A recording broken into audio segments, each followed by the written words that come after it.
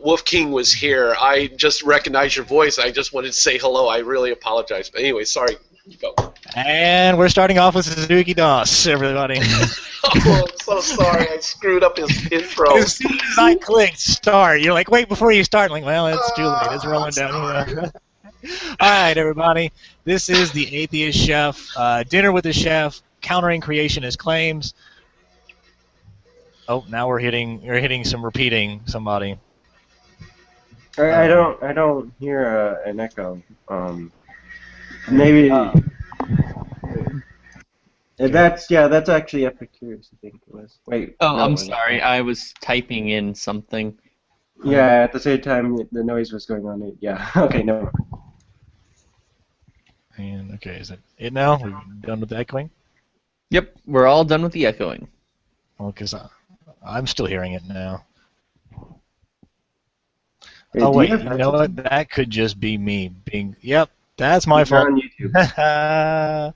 It's because I was listening to myself on the other webpage, like I had it up. That's my fault. Anyways, so, as I was saying before I rudely interrupted myself, we have gathered the greatest minds of all of that I could find in a short moment's notice, and we are talking about all sorts of creationist claims. I want to just start off. I'm just going to start off with Suzuki DOS. Just tell us a little bit about yourself, talk about yourself, and what is it you do for a living, and why are you qualified to be here today? Well, I don't know if I'm technically qualified because I don't really want to put myself in any qualifications. Only thing that I did, when I was younger, I was inspired to be a Christian pastor. I went into Lutheran ministry and started to be a vicar, which I taught Sunday school and so forth. And those were the times when I started to realize there was a problem with a lot of answers I was trying to look for. And of course, there were many other factors which I don't want to get into. Then after that, I studied different religions, and then all of a sudden I realized I needed a job instead of doing this hippie thing going on, and eventually I got interested in biology and liked it. It was very hard as I went through it, but I realized how much I had a connection with it. And so I decided, I'm going to go and get my bachelor's degree. And then I got into the environment field kind of more as an accident, but I did it because I really wanted to, because I felt like I was wanting to make a difference, which I guess in some ways I have or not. And I've just been lucky. I guess what I'm really happy about is that I get to be around professionals in laboratories who actually do have doctorate degrees. And in the last 12 years or 13 or 14 years now, I kind of forget, I've just been lucky to have great information right in front of my hands when I need it, and great people who, when I need serious questions, can give me serious answers. So that's probably really my only qualifications, is that I have people outside of me who are professionals that can help me out in those things. And on top of that, I feel like for the years I've got to learn about biology, and it's always an ongoing process. I feel like the more I learn, the less I really know, even though that most people would say that I probably know the majority that most people on a particular scale. But again, I come across some people who kick my butt in the process, so there you go. All righty, thank you, Dan. Wolf King, are you there? Yes, I am. All right, so tell us a little bit about yourself. What is it you do for a living, and what's your focus? All that. Give us the 411.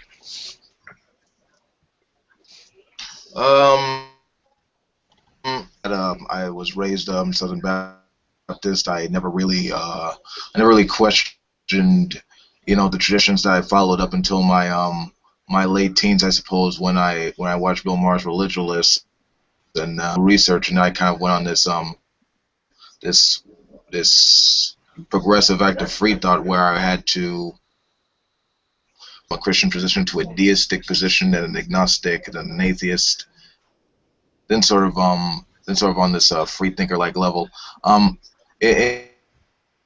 regard to focus on evolutionary science, it's a rather academic, rather professional thing in that I learned the principles through anthropology and biology classes, and especially with in particular, I learned directly how to like the principles of DNA sequencing and how we actually use that to classify and group like organisms in terms of like how species diverge and the like.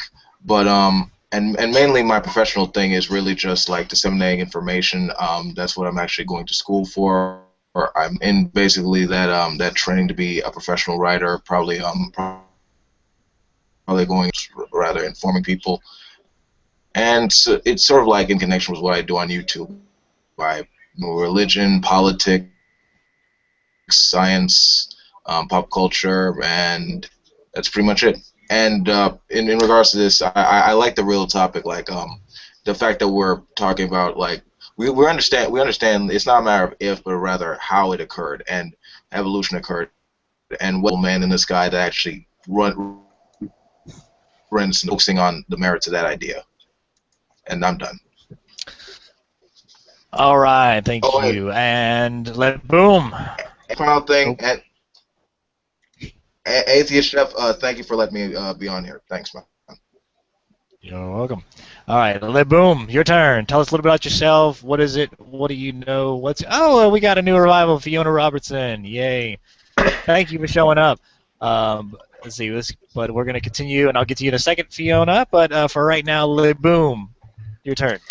Well, I don't have any fancy degrees, you know. That I never decided to go pay for it, but however, I did accumulate a lot, at least the fundamentals on the processes of understanding critical thinking throughout high school, not from high school, but throughout high school. But it did give me a great understanding of biology and how biology worked, how it came together, different terminology through the advanced biology courses I took in high school.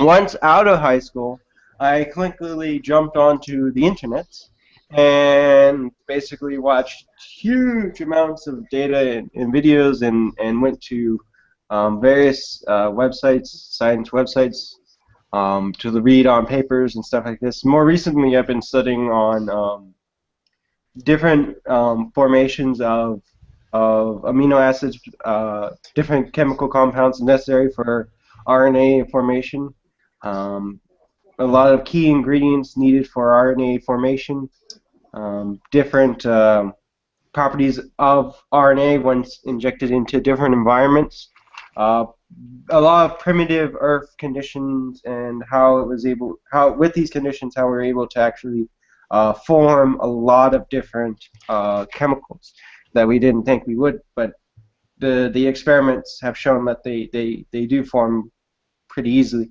as well as the ability under natural conditions to form links between these chemicals and bonds between these chemicals. All right, well, save the science for the creationists. This is just an intro. so appreciate you showing off how smart you are. But and so finally, are you an atheist, theist? You know, just so everybody knows. I'm a Christian atheist, non-cognitivist. So there you go. Well, I'll put that. I'll spell it out here. Christian, atheist, ichtheist. All right. Well, while we get that, let's see. Now, Joe Carter, you are next. Please just tell us about yourself a little bit, your position, and why you're here.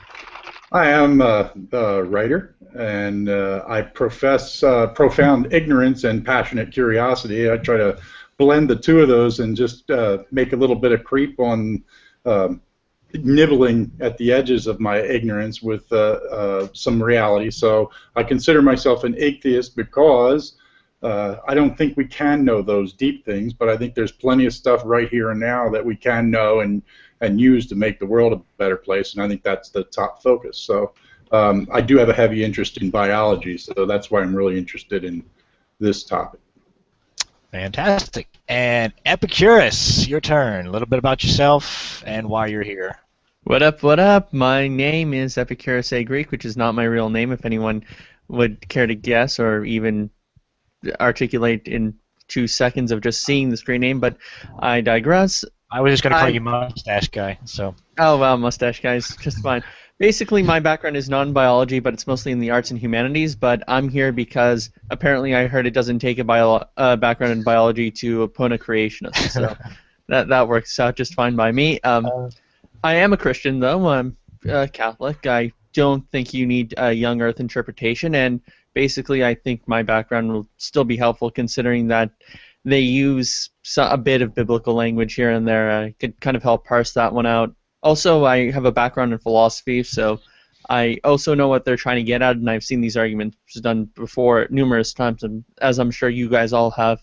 So that's basically my background and why I'm here. All right, thank you. And finally, Fiona Robertson. Please just tell us a bit about yourself, your theological standpoints, and your work, and what is it you do? Okay, I'm a Roman Catholic. I'm also a scientist. I have now retired. Fiona, you're not coming through.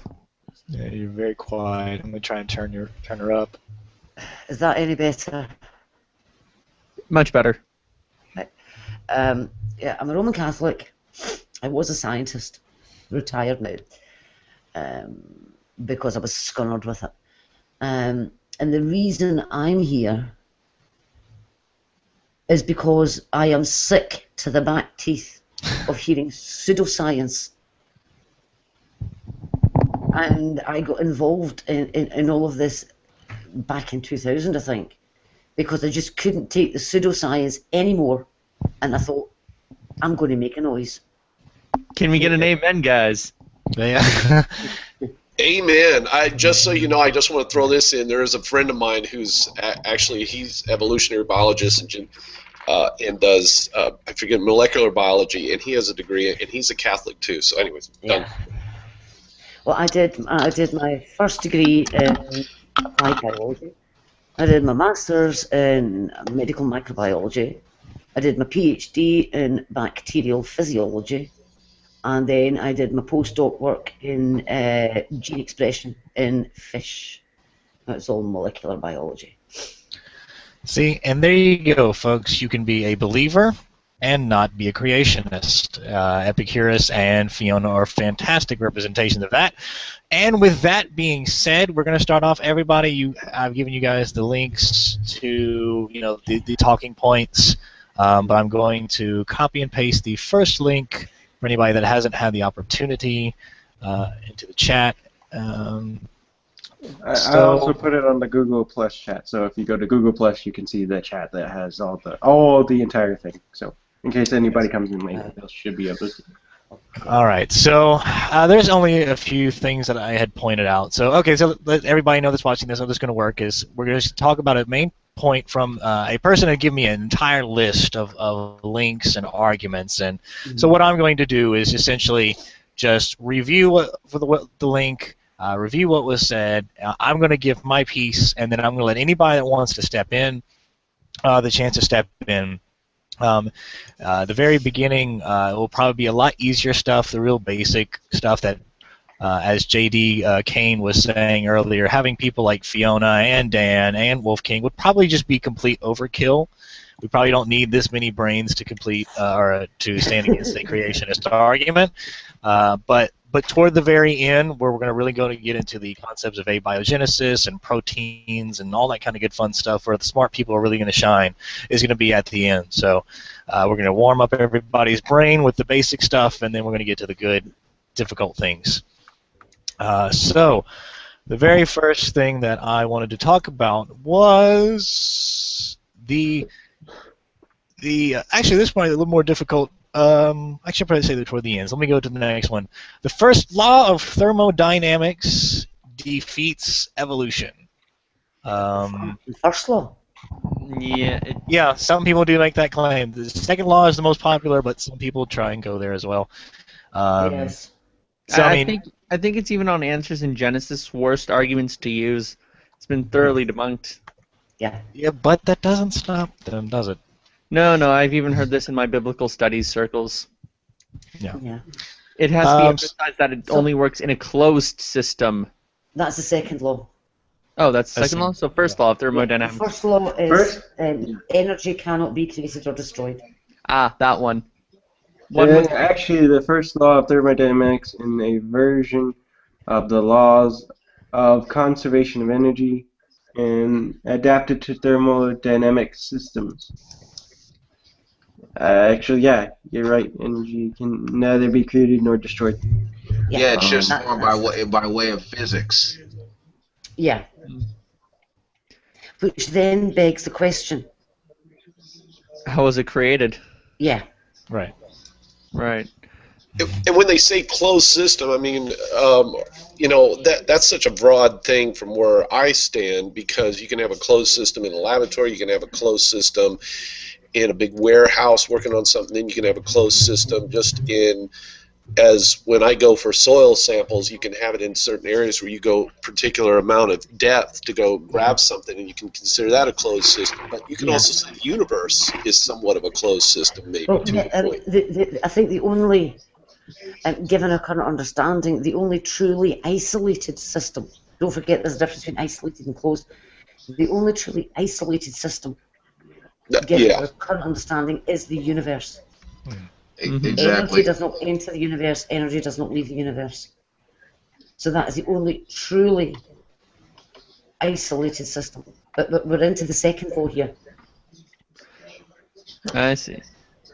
All right, and that pretty much covers the second law. We've covered now the first law and the second law. So Well, one thing to say about the second law is that when you talk about thermodynamically isolated system, you're talking about no matter or energy can enter or leave.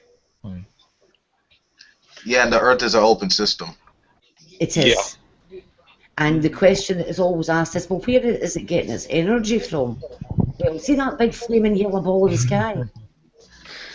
That's where it's getting its energy from. exactly. And if you take a human being or an animal, you can basically make it a closed system by starving it. Mm-hmm. You can make it an isolated system if you starve it. And you get a brilliant demonstration of the second law of thermodynamics in action. If you starve yourself or an animal, it dies and turns into a little green runny puddle. All right, so we're going to move on to the next one. There is not enough intermediate fossils. This is, of course, between, throughout history, throughout our evolutionary ancestry, there is not enough intermediate fossils. Wow. I would have to disagree. What the hell is not enough? Bullshit. No. What does it mean when they say not enough? Because that's such a vague terminology. Even if we had a complete series, they go, well, we don't have the babies from this baby and that baby from this baby. Yeah. And it's like, what the hell is not enough mean? Every fossil is an intermediate anyway. Yeah. We're I mean, intermediate. all life is in a constant state of transition. That's what the fossil record demonstrates. Also, just to point out something, I know you wanted to leave kinds right now, but since this section is making heavy use of the Hebrew word kinds, could I chime in with a bit of linguistic help? Please. Go for it. Okay, the Hebrew word kinds comes, according to at least Strong's Concordance, and of course there's also English Concordance. There's a link on the Bible Hub. Basically, it means after which, basically kinds means translated from the Hebrew into the English, not necessarily species, but more along the lines of, if you want to be broad or general about it, not necessarily species or genus, but more the most charitable you could be is family. So in terms of the taxonomy, it's kind of family. For example, in the Hebrew taxonomic structure, bats are put in the same category as the rest of the birds, even though in contemporary taxonomic systems we put them under mammalians. Yeah. So if we want to be as broad and general as possible, families would probably be the best way to do it. And as long as biologists do have transitions between one species in one family to one species in another, that's basically all you need. I think it's Ken Hamley with around about the family level as well, when he debated Bill Nye, which raised an interesting problem. Because if he only took either one pair or 7 individuals, depends on whether we're clean or unclean, of the hominid family, we have to assume that that was Noah and his brood. Hmm. So where did all the other hominids come from? Right. Right.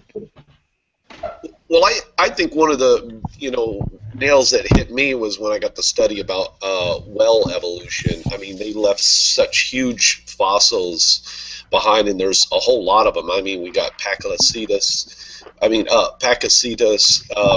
If you've seen those bones, and you go all the way down to was it Rhodocetus, and then you go down to Dorodon. I mean, we have some really good matching, and you can actually see how they became land animals to eventually getting into the water. And this is where we can still look at whales and dolphins and so forth, and we can link them back to taxonology and actually see how they work. And if people, I remember some hardcore creationist Christians who thought the world was 6,000 years old. When you take them to like Berkeley and show them this, they're actually a lot of times astonished to go, oh wow, now I see what you guys are talking about. And it does leave a lot of questions in their mind, and it sort of destroys their whole 6,000-year-old version of our planet. And I think well evolution has been just demonstrably been, to me, one of the great smoking guns for me. So, So I have a question. Yeah. Oh, go ahead, Wolf. Basically DNA transitional forms like not just what Suzuki mentioned, but also like Australopithecus africanus, Homo erectus, Homo habilis. Us sitting in this chat room right now. I mean, everything is in a constant state of transition, and in terms of the billions of years that life existed on this planet.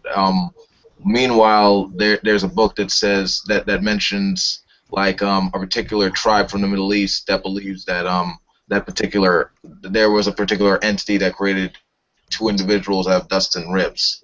I mean, I'm just torn. Not really. So, all right. So, what are the best methods that scientists can tell a common ancestry? Now we can understand, their bone structure, but how many different things do scientists use to say, okay, this one is obviously an ancestor of the other? Are you talking about different fields? Just anything. I mean, from paleontology, biology, studying of DNA. I mean, why don't you just everybody that they can just give us the best, explanations to what each field says about how to prove a common ancestor. To put it that way. Anybody want to take it? Go for it. I believe phylogeny. Well, one of the at least the one notable that you can actually test for now is that I can remember is virus encoding in the DNAs of certain species. That's endogenous retroviruses. Yeah, that's it. That's exactly it. Yeah. And essentially, you can, if you go to, specific ones, is we have certain ones in our genes. I think baboons. Yeah, baboons have also the same type in their genes. And then you go out to further think to chimpanzees, have them as well. But I think one more out, and I can't remember the relative out there, but that one more relative ends up not having one that we have. So they don't have that strand of that retrovirus in our DNA that the other one that we have. Yeah. So I think our closest relative is the bonobo chimp. Yeah, bonobo is what I meant. Yeah. The smoking gun for me is the gull O gene and the inheritance pattern of the surogene. I think that for me is definitely smoking gun. Excuse me, guys. Hold on a sec. So we also have on top of that. Oh, he's back. Okay, go ahead. Can you go into a little bit greater detail about that, Fiona? I mean, give us a real layman's. And I'm having a hard time hearing her, and I want to be able to hear what she has to say. I have her loud as possible. So. Okay. I'm noticing I'm not getting green bars very well. Hold on. I'll check my settings because I've been having trouble with this.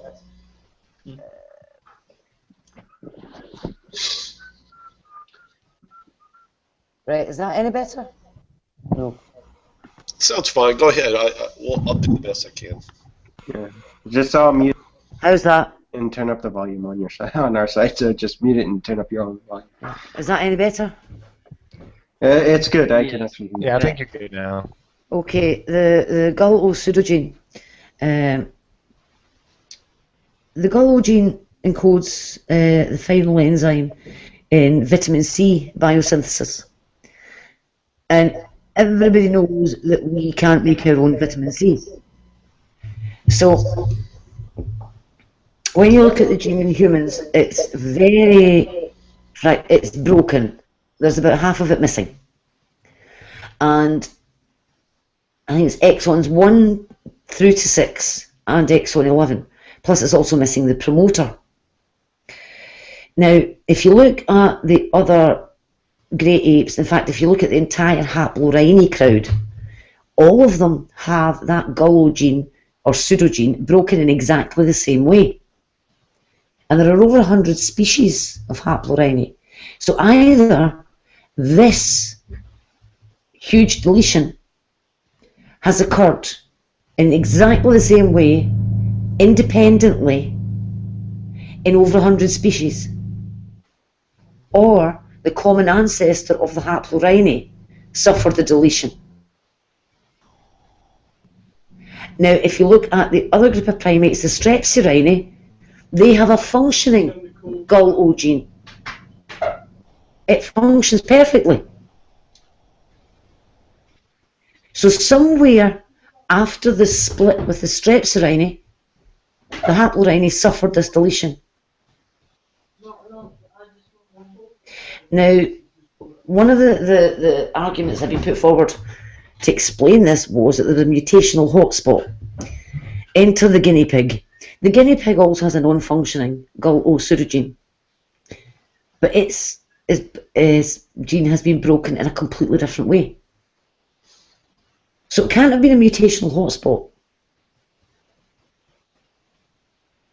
And also, I think it's fruit bats and some passerine birds also are unable to make their own vitamin C. But this grouping of that type of mutation within the haplorhini shows that all the haplorhini must be related. All right. That was Did that over help? my head.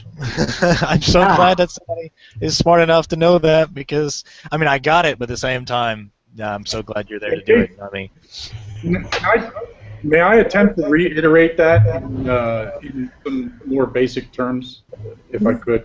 Just as I understand it, Fiona, you're far more knowledgeable than I am, so I may fumble over my words, but I want to make sure that anybody that's listening or watching actually captures the importance of what you said, and that is that that if we start chasing backwards in time genes, that we see the ability for a lot of different creatures to produce vitamin C somehow got deleted at some point in time, and that those that processed out of the multi branches that happened after that all have that deletion. They can't produce vitamin C. Is that a fair way of saying it? So that's one of the key evidences for the fact that we have common origin. That's just one example that you were pointing out was a really important one, and kind of indicative of a lot of things that are peppered throughout the genome across the planet that indicate that we do have common origin. Yeah, okay. And the thing is, the point is that the explanation for it is either that it happened once in the common ancestor of all the haplorhini, which is why they all have the same version, or less likely that the exact same mutation happened in over 100 separate species independently of each other. Well, and when you're talking about that, you're not just talking about independently. You're talking about they had to be broken exactly the same way Yes. that we find in the genome and the gene code, and introduced in exactly the same way, and under the same conditions, under the same coding. So yeah, and you're that's the talking about a problem. huge problem. Well, and my question on this is, and I've heard a similar argument, and basically a lot of creationists respond with the idea of horizontal gene transfer as opposed to vertical gene transfer. Is there, so can you give, what you would say to that kind of claim? Oh. Are we allowed to swear in this hangout? Yes, go, Fiona, swear. Well, let's put it this way. How could I horizontally obtain someone else's mutated gene? You can't because it's a loaded question. No, you can, because it's impossible. In species which sexually reproduce, how could I, myself, gain a mutation from somebody else? I can't.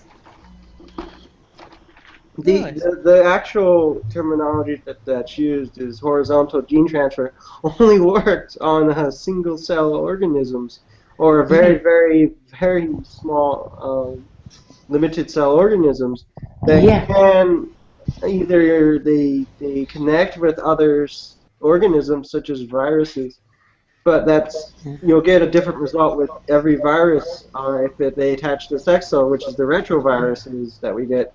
But they induce into a huge stream of genetics when you're talking about that. The other thing is that for it to be passed on, even if you said, okay, you become infected with a virus, it integrates into your genome, your problem is that you are not going to pass it on unless that has happened in one of your sex cells as well. Hmm. A mutation in the skin on my elbow is not passed on to my offspring.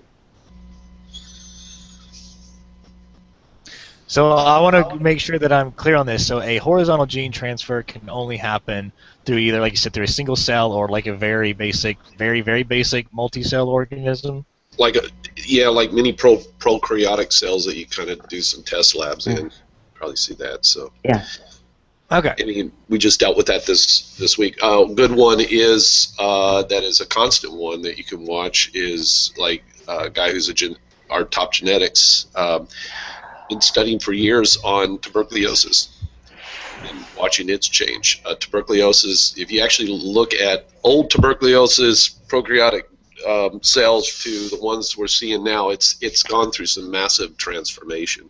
Oh yeah, I mean tuberculosis is one of those ones that, because it was a slow disease, got the opportunity to undergo loads of transformations, and I mean the prokaryotes are able to take up naked DNA from the environment. Yep. And they're also able to transfer plasmids between each other. Plasmids are circular pieces. Sorry.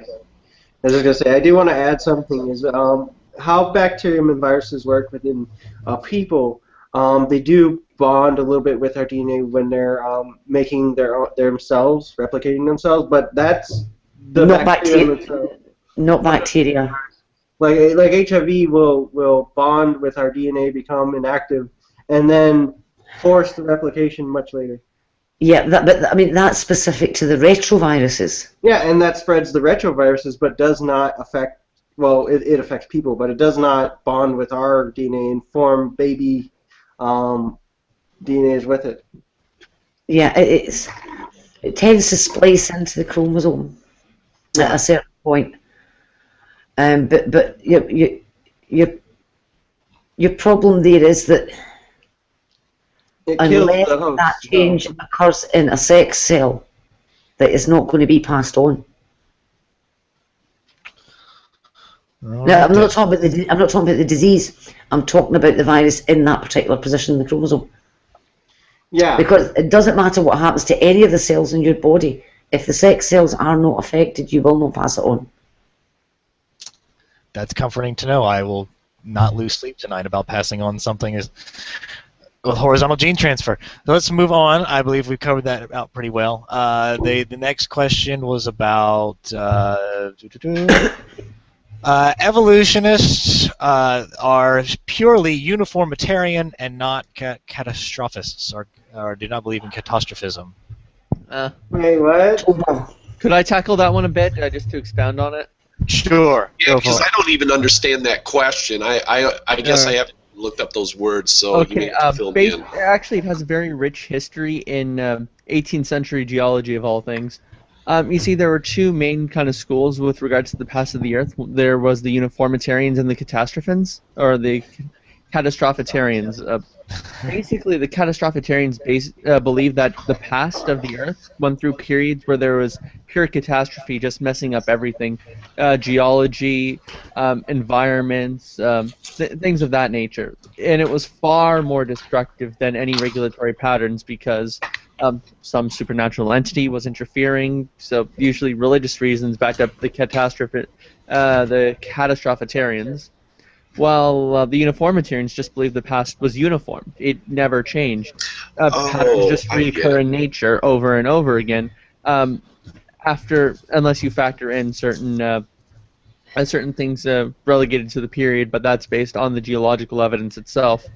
So basically, the catastrophitarians went away because their explanation could not account for anything, and the uniformitarians just basically stayed and lingered on. And because we have uniformitarians, basically geology was able to succeed in describing periods of time in the past wherein events were happening, and how that would have affected maybe the layer of the sediment. Is that the correct term? Geology is not my expertise, so I'm just remembering this from my history class. But that's the main difference here. Right. Yeah. So the important thing that needs to be noted is that though uniformitarianism used to have an origin of just straight up, that was the only possibility, is that the universe, or the Earth rather, has always stayed, or really slow gradual progression, and everything we know is from that. But that's not necessarily true. They accept there were catastrophic events do occur, but for the most part, everything is pretty much uniform, and slow gradual changes do occur. I will have to say about the uniformitarianism on that part, boy, if that was the case, it sure would make my job easier. So I would have to rule that whole thing out because my job's not easy based on that, and we just had a class example of that because there's a place where there's some water that got contaminated. We had to do soil samples, water samples, air samples. We had to do the whole sample. And then on top of that, people were saying we're getting cancer. Well, we had to go through who was having cancer, what kind of cancer were they having? Was it, was it passed on? Was it something that just happened through a made-up tumor? And matter of fact, what happened was all these people were making claims. We had to rule out about 90% of them so far, and we still haven't solved the problem because we're still trying to narrow down to what's going on and are they being contaminated by this water. So if uniformitarianism was there, it would sure X out a lot of stuff and make us get quicker to the point, but it's not there. So I can roll that one out. And this would be like a pure uniformitarianism that they're kind of espousing on you guys. Although the kind of catastrophe that they would want is something akin to a flood that swept the whole globe. So that's kind of what they're pushing by saying you just go about not assuming a flood happened. Although I'm pretty sure you guys, if a global flood did happen, would have the tools to figure that out. Would you not? Well, yeah, I mean, we've had global events before. Look at the KT event. It's been renamed. I can't remember what it's called now. But I mean, that was global, and you found that thin iridium layer all around the globe. But I think uniformitarianism is better described as that things happen with a uniformity and a predictable sequence of events unless something very unusual happens. Rather than something unusual just happening, like the flood. Because we look at the eruption of Toba. That almost made us go extinct, because it it was a global. It had a global effect. And was it Tambora as well? That also had a global effect, but not quite as bad. So you've got, and I think really what the argument is about now, it's not so much about uniformitarianism says that nothing unusual happens, because that's patently nonsense. What it is that the uniformitarians are claiming a uniform speed of light, a uniform effect of gravity, whereas the creationists are saying, oh, light used to be so much faster. Or they say, how do you know gravity was the same all those years ago? Yeah, you don't know the atmosphere of the pre-Earth flood, or pre-flood Earth, rather. Yeah, but the thing is, that's not a term used actually. That's what's funny. That doesn't exist as a scientific term. Yeah, so that's the thing. It's what we're saying now is that the speed of light is constant, and as far as we are aware, it always has been. They want to make it different. Yeah, the thing is that the way in which you tell that the speed of light is constant is that if you have an emergence of variation in the speed of light as well as radioactivity, you have a shift in the amount of energy released. Therefore, the amount of radioactivity in the universe would be much, much higher. So you have a higher amount of energy we could actually measure, and we'd be able to measure that difference in when we do the analysis of the universe. We'd be able to measure the radioactivity caused by light photons. Yeah, there's an example on Earth, the Oklo reactor. It's a natural nuclear reactor. It's got uranium deposits. And there was enough in close proximity to actually set off the little chain reaction that you get in a nuclear power station. Okay? Now, if you look at the basic equation, E equals mc squared, so the energy that you'll get from it is the mass times the speed of light squared. If the speed of light had been so much faster in the past, the Oklo reactor would have gone critical. It wouldn't still be there. Yeah, it really doesn't matter. It doesn't matter like what direction you're going or who's doing the measurement. The speed of light is the same. No matter how a person moves relative to you, light travels at the same speed. Yeah, but what they're saying is in the past, it was a different speed. That's bullshit, though. Oh yeah. But Exactly. Do you know what evidence that they use for the speed of light slowing down?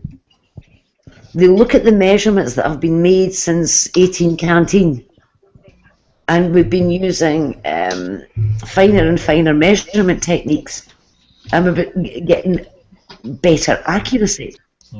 And it just so happens that of all the measurements, you can find 9 that you can plot that make a straight line with a decent regression coefficient showing a line sloping down to the right. And they say, oh, there you go, the speed of light is slowing down. What they're forgetting is, 1, it's to do with better measuring techniques, and 2, they had to ignore the other 160 odd measurements to get 9 in a straight line. That's what you call cherry picking your data. Yeah, and that's nothing new. So let's move on to other cherry pick things, such as radiometric dating. That is inaccurate, etc., etc. They can come up with examples of times where radiometric dating has been wrong, which of course the obvious thing to say is, yeah, and scientists admit there are certain examples in which radiometric dating has been wrong, but they can explain exactly why. Yes. And they've also, now, and radiometric dating is not even the most accurate thing now, or the most used thing now. Now scientists are depending a lot on isochronic dating, which gets away from the radiometric dating problems that creationists like to pull up. So who would like to go on from there? Can I please mention this one? Please. Yes. You go ahead, Fiona. You tear these creationists a new one. Let's go. Right. Steve Austin. Heard of him? Oh, I've heard of him. Yes. He took a sample from the new dome at Mount St Helens. It was something like 10 years old. And he sent it off for potassium argon dating to a laboratory whose front page of their website said they could not date anything that was less than 2 million years old. His was 10 years old.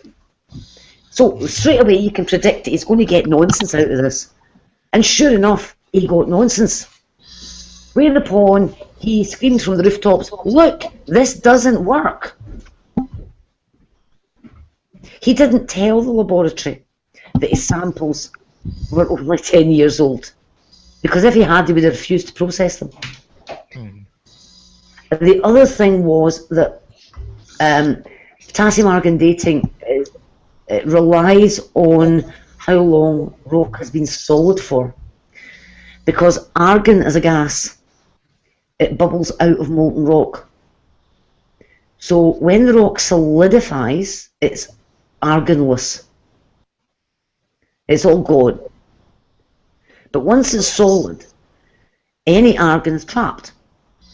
Now, one of the isotopes that's present is potassium-40. And potassium-40 decays to argon-40. Yeah, I'm glad you said that. So the argon that is produced from that decay process within the rock is trapped, and it builds up slowly because the half-life is something ridiculous, billions of years. So you really got to have quite an age before you get a decent amount of argon that you can measure accurately. Otherwise, it's like measuring the width of a human hair with a yardstick.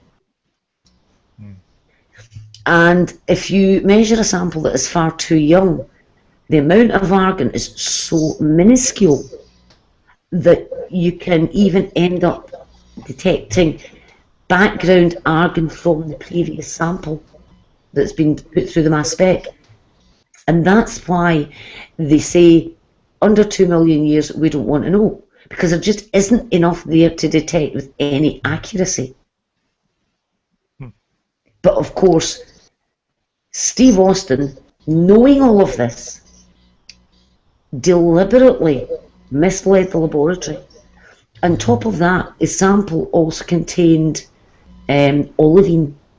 It hadn't been cleaned properly. And olivine remains solid and a crystal at great temperature and depth. So there was already solid in his sample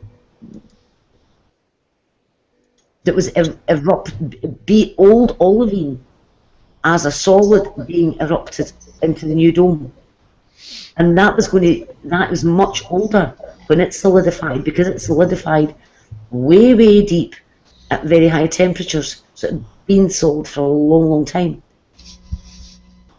And not only that, you got to realize that even the carbon dating, like at this one lab, the machines are getting better through time, and I love when they get these things. So, oh, we have a bad data from particular things. I'm like, okay, what are they using right now? And I always notice they start using a lot of equipment that they go to that, in a lot of ways, it's kind of out of date, and it's not up to the newer technology. Like, I don't do this anymore, but when we had to go out and do go look for particular companies who wanted to go look for coal, we had to actually drill down and figure out not only the density, but uranium dating was a big part of that. And I always crack up when these creationists tell me, oh, well, there's all these coal companies and all that are, hardcore evangelical Christians that believe in young earth.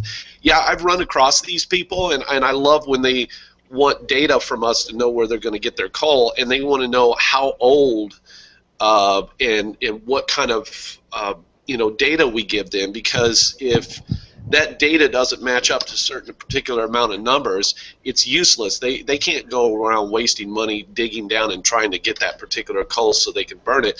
So they rely on it, and it's funny how many of these corporations who give money to these young earth creationists, or I should say these Angelico Christian churches who are so dogmatic against evolution, they're the biggest supporter of knowing that the earth is extremely old, and they want the data from us. So that's where I crack up. I can't figure out, like, why are these people who are creationists asking the right questions?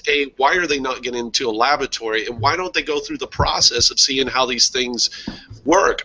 Like I do, and I always tell people that I've had before, I'd say, come on in, I'll talk to them, and I'm more than happy for you to come in the lab and let you talk to these experts, and they'll walk you through the process. And I can never get takers on this, and especially when you're dealing with the carbon and uranium dating. If they just saw it and see how it works, they would change their tone.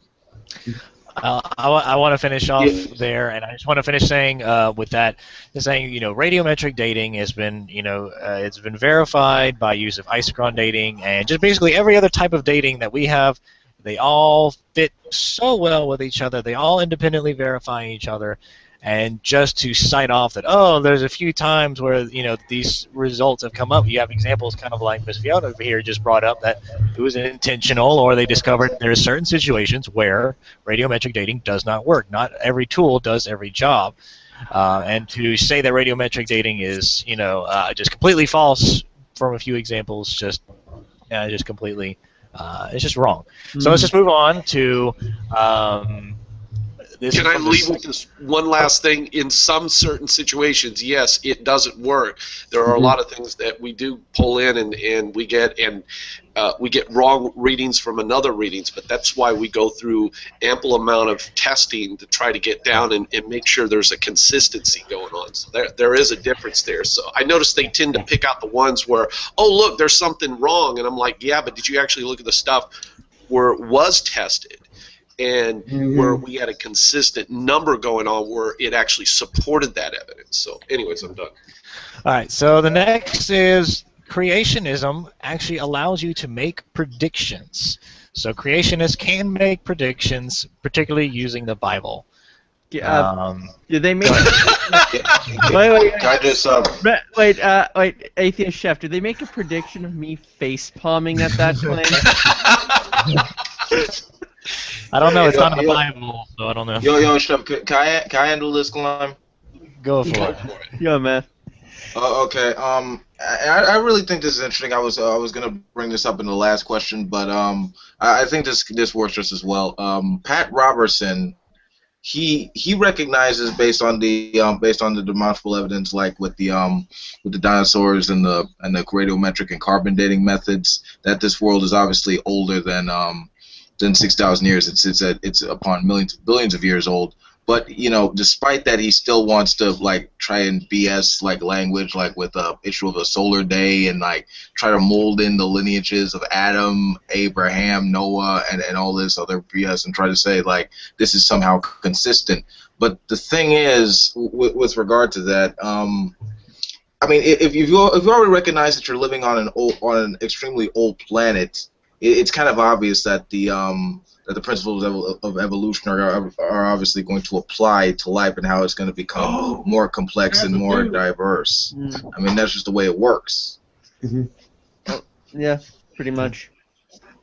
I mean, I'm struggling to think of any prediction that creationism has made, apart from mutations occur because of the fall. They predicted bottlenecking of species, which is funny because if you actually look at the graph that they try to use to demonstrate that it doesn't at all refer to what the hell they're talking about, and the actual time in which between the bottlenecking of those species, as well as there's actually a divergence of species, and you could see the actual divergent trail go this way, but the bottlenecking that they try to refer to happened such a long time ago, and has absolutely nothing to do with the flood event that they're referring to. Yeah, I mean, the history of black... Sorry. On you go. I'm just gonna say this: the history of life can really be thought of as like a many branch tree. Where the organisms that actually like established in terms of groups were established early on. Bacteria, protists, amoeba-like creatures, fungi, plants, and animals. I mean, we as a humanity, we exist as a member species of this planet's biosphere, and the reason why we look the way we do amongst millions of different species is a result of the evolution of the physiochemical systems that make up our planet. I'm just You curious. know that through If we DNA look and like, fossils and stuff. yeah, I'm just curious. If we look like dog people, or there were creationists that looked like dog people, and we saw those dog people, met those creationist dog people, would they be still proposing that there were no other intelligent beings that exist whatsoever except for them because God made them that special? It's not. One of the predictions that you can make from, let's say, the floodists is that given what we have got from archaeology, etc., you can predict that basically you should find evidence that the ancient Egyptians were very, very good at underwater pyramid building and underwater basket weaving and underwater firing of pottery. So far, we haven't found any underwater kilns. And not only that, they should have like diving suits in order to survive long enough to have the processes Exactly. come to fruition. So, I mean, all these people, when you look at the predictions that you should be able to make from this literal reading, you should be able to find evidence of underwater basket weaving because we have got artifacts that straddle the time of the flood. Now, all these Egyptians were all wandering about, happily building pyramids and firing pots and weaving baskets, while the entire world was underwater and everybody, including them, were dead. So it's not just this wonderful thing of having discovered underwater basket weaving, but it's underwater zombie basket weaving. I've just been trying to figure out how the heck that in the pyramids, and especially when you speak friends who are really good at linguistics of different ancient, like Egypt and China. I mean, when these people are building things, I mean, how did they hold their breath for that long? I mean, these things were built, and not only that, they gave a lot of these people 100-year period between that, and that at least they gave a window place to say, okay, we don't know exactly when this pretend flood happened, but we'll give it 100 period, and every time we go across, we look at, especially Egypt did an excellent job leaving some of the best documentations that we have, and so did China. They're making things, they're building things, and their civilization that are alive. And here's the last thing that just kills me. I mean, how is it the next day, supposedly when the flood is over, that we have several millions of people in different parts of the world that are already living? I mean, excuse my language, if that's Noah and their sons having serious sex, that's a lot of pumping babies out. How many is that per minute on a day? I know. I'm sorry, they'd be dead. There's just no way you can do that. I like how Sam Harris said that, he said, God decided to flood the world right around the time the Sumerians were inventing glue. Exactly. Yes. Well, isn't that a wonderful meme? It was an article from The Onion. The Sumerians look on in confusion as God creates the earth. I like that one. But the other thing that I don't know if any of you have heard this theory, but I say theory, I'm using it loosely. Did you know that when Noah was building his ark, they had they had factories pumping out the parts of the ark, and they also had casinos, strip clubs. Yeah, that we call that the pillbox effect, because for some reason... You guys are having it.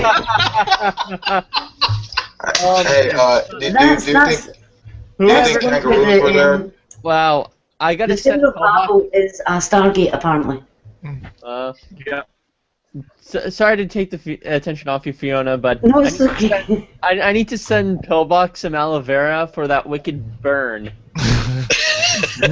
The Sumerians. The thing is, if you make an argument like that, the casinos and strip joints and factories powered by electricity churning out the parts of the ark,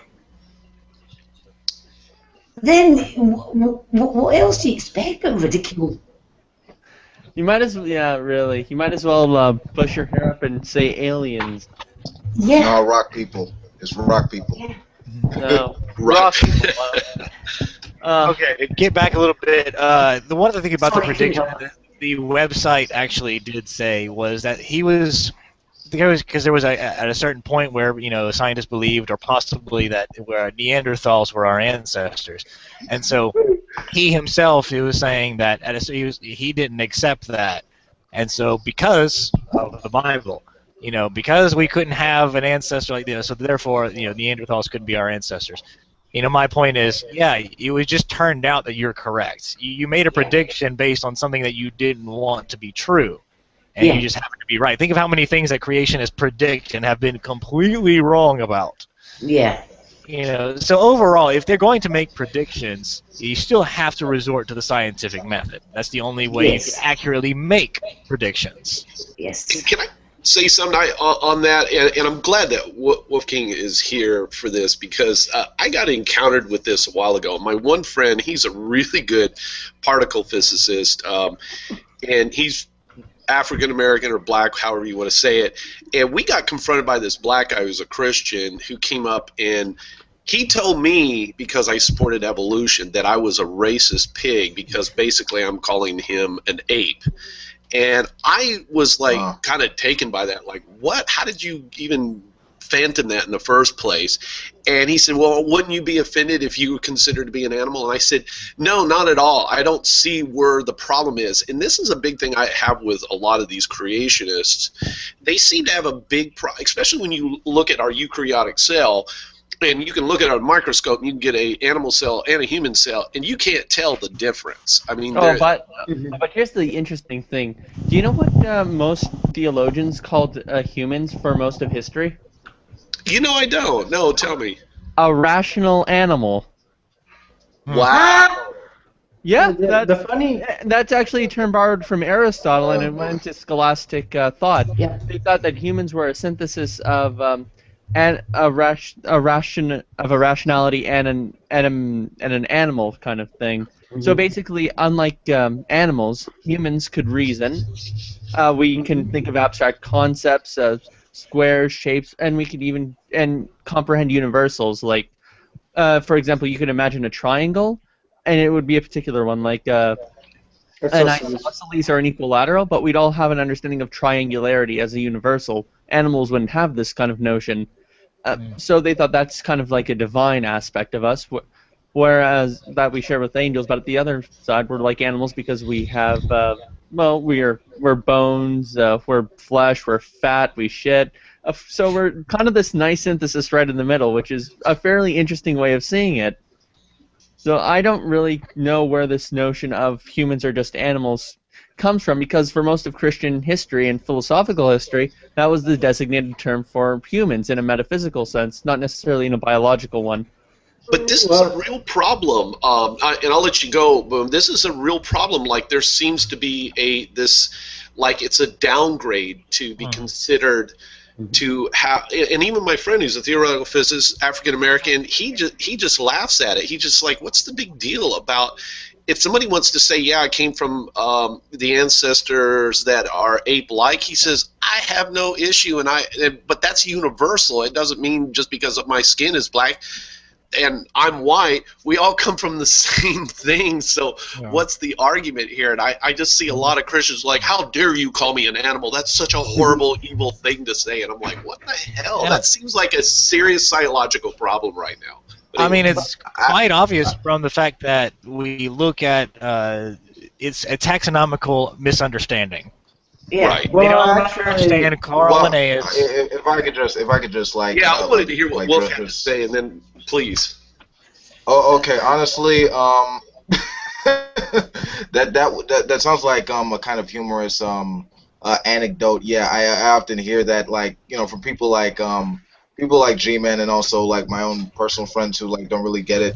Well, just one in particular, but yeah, it's like this has been going on ever since Darwin like started off with the whole origin of species thing. Like most fundamentalists were for the most part, I ain't come from no monkey, but it's really not that. It's really a matter of recognizing how we through a matter of common descent. Recognizing how we happen to be related to other particular primates who meet that definition. We're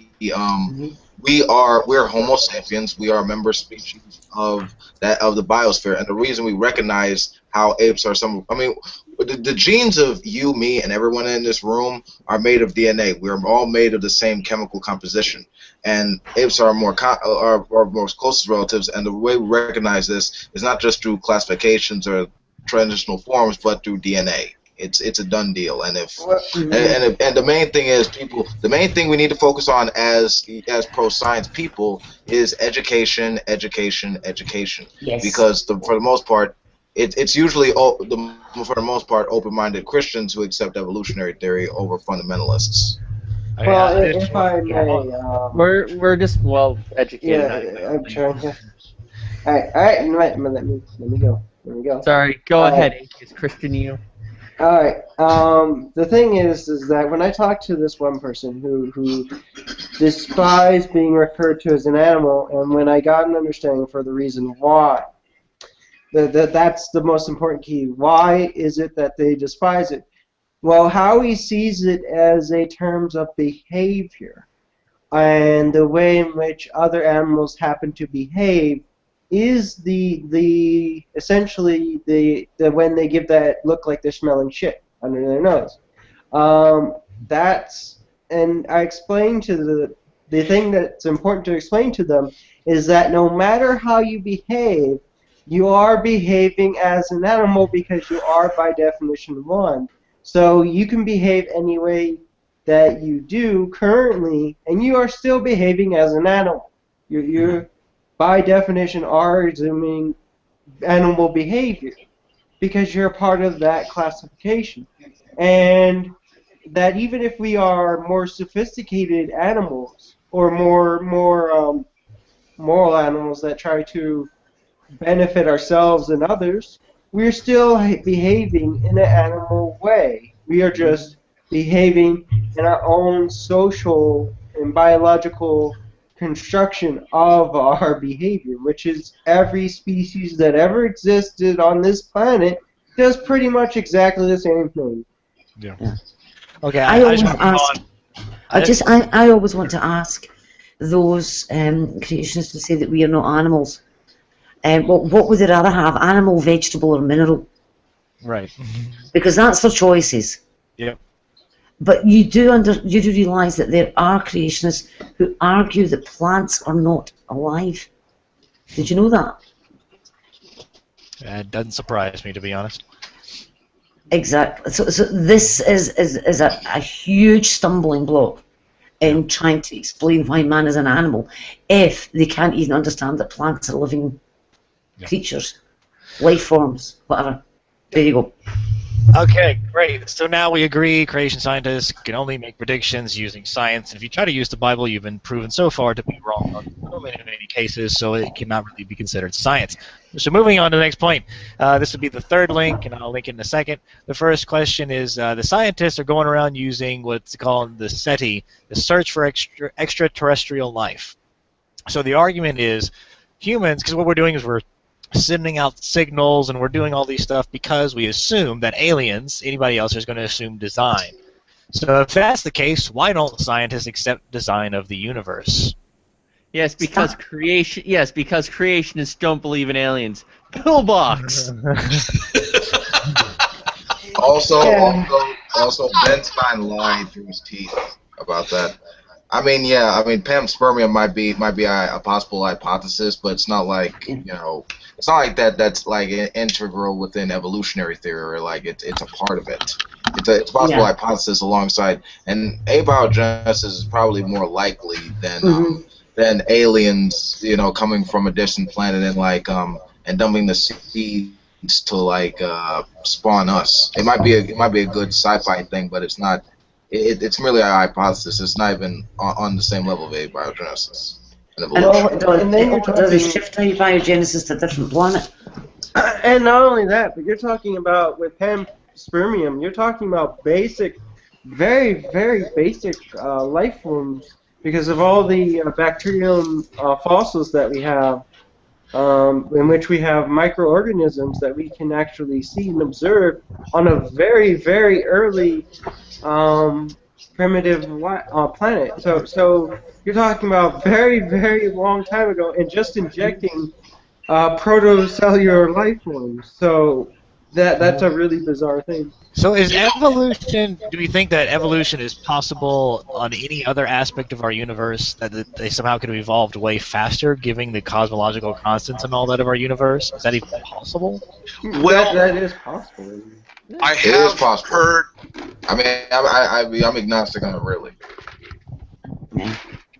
I think that the only thing is there is this part of a huge question when you start looking at Homo's hybrigensis in there, especially Neanderthal. There is a drastic change at one point that a lot of people put up the questions: was there supposedly aliens that tricked the DNA and then we became who we are today? And there's nothing to show for it, but if you really wanted to go out on a limb, there's a possibility that it could be there, but we have absolutely zero evidence to even support something like that. So right now it's just a hypothesis and not even close to being a theory right now. And yeah, there is that gap where people, and it has left, questions in my mind where I would go, that possibility could be there. I don't know, but I'm not going to say that it's true because I don't have the evidence to back it up. Yeah. Okay. And how would you test it anyway? Go ahead. How would you test it? You can't. Yeah. Well, the thing is that you have a universe that is 14.5 billion years old, and our life in which we get here, it took about 4 billion years of our planetary development. However, you have so many galaxies and so many planets and so many stars in the universe that it is pretty erroneous considering how uniform the entirety of the universe is and how conditions that we found here are found many different places as well. That wouldn't develop somewhere else. That's kind of really bizarre. But the thing is that you have to have a species that is, in order for it to get here, has to have the ability to figure out the warp of space-time. And I don't think that they're going to stop on this planet because it doesn't seem all too interesting. Just saying, if you figure that out, you're pretty much going all around the entirety of the universe, and you're just looking for things that'll excite you. Yeah, I remember hearing a comedian say, an alien coming over here would be like somebody just going over to an Arby's and just being like, "Ah, fuck that, I'm out." Pretty much. All right, so let's move on. The next thing was the fact that we cannot create a life. Since we cannot technically create life, since the molecules are smarter than us, therefore that must mean the evidence for the intelligent designer. Really? Okay. Anybody want to take this one? We can't create a tiny grain of sand from nothing. Oh, yeah. Oh, I'm pretty sure I could take this one if you want. You know what? I'll let Laboom do it. I'll step aside.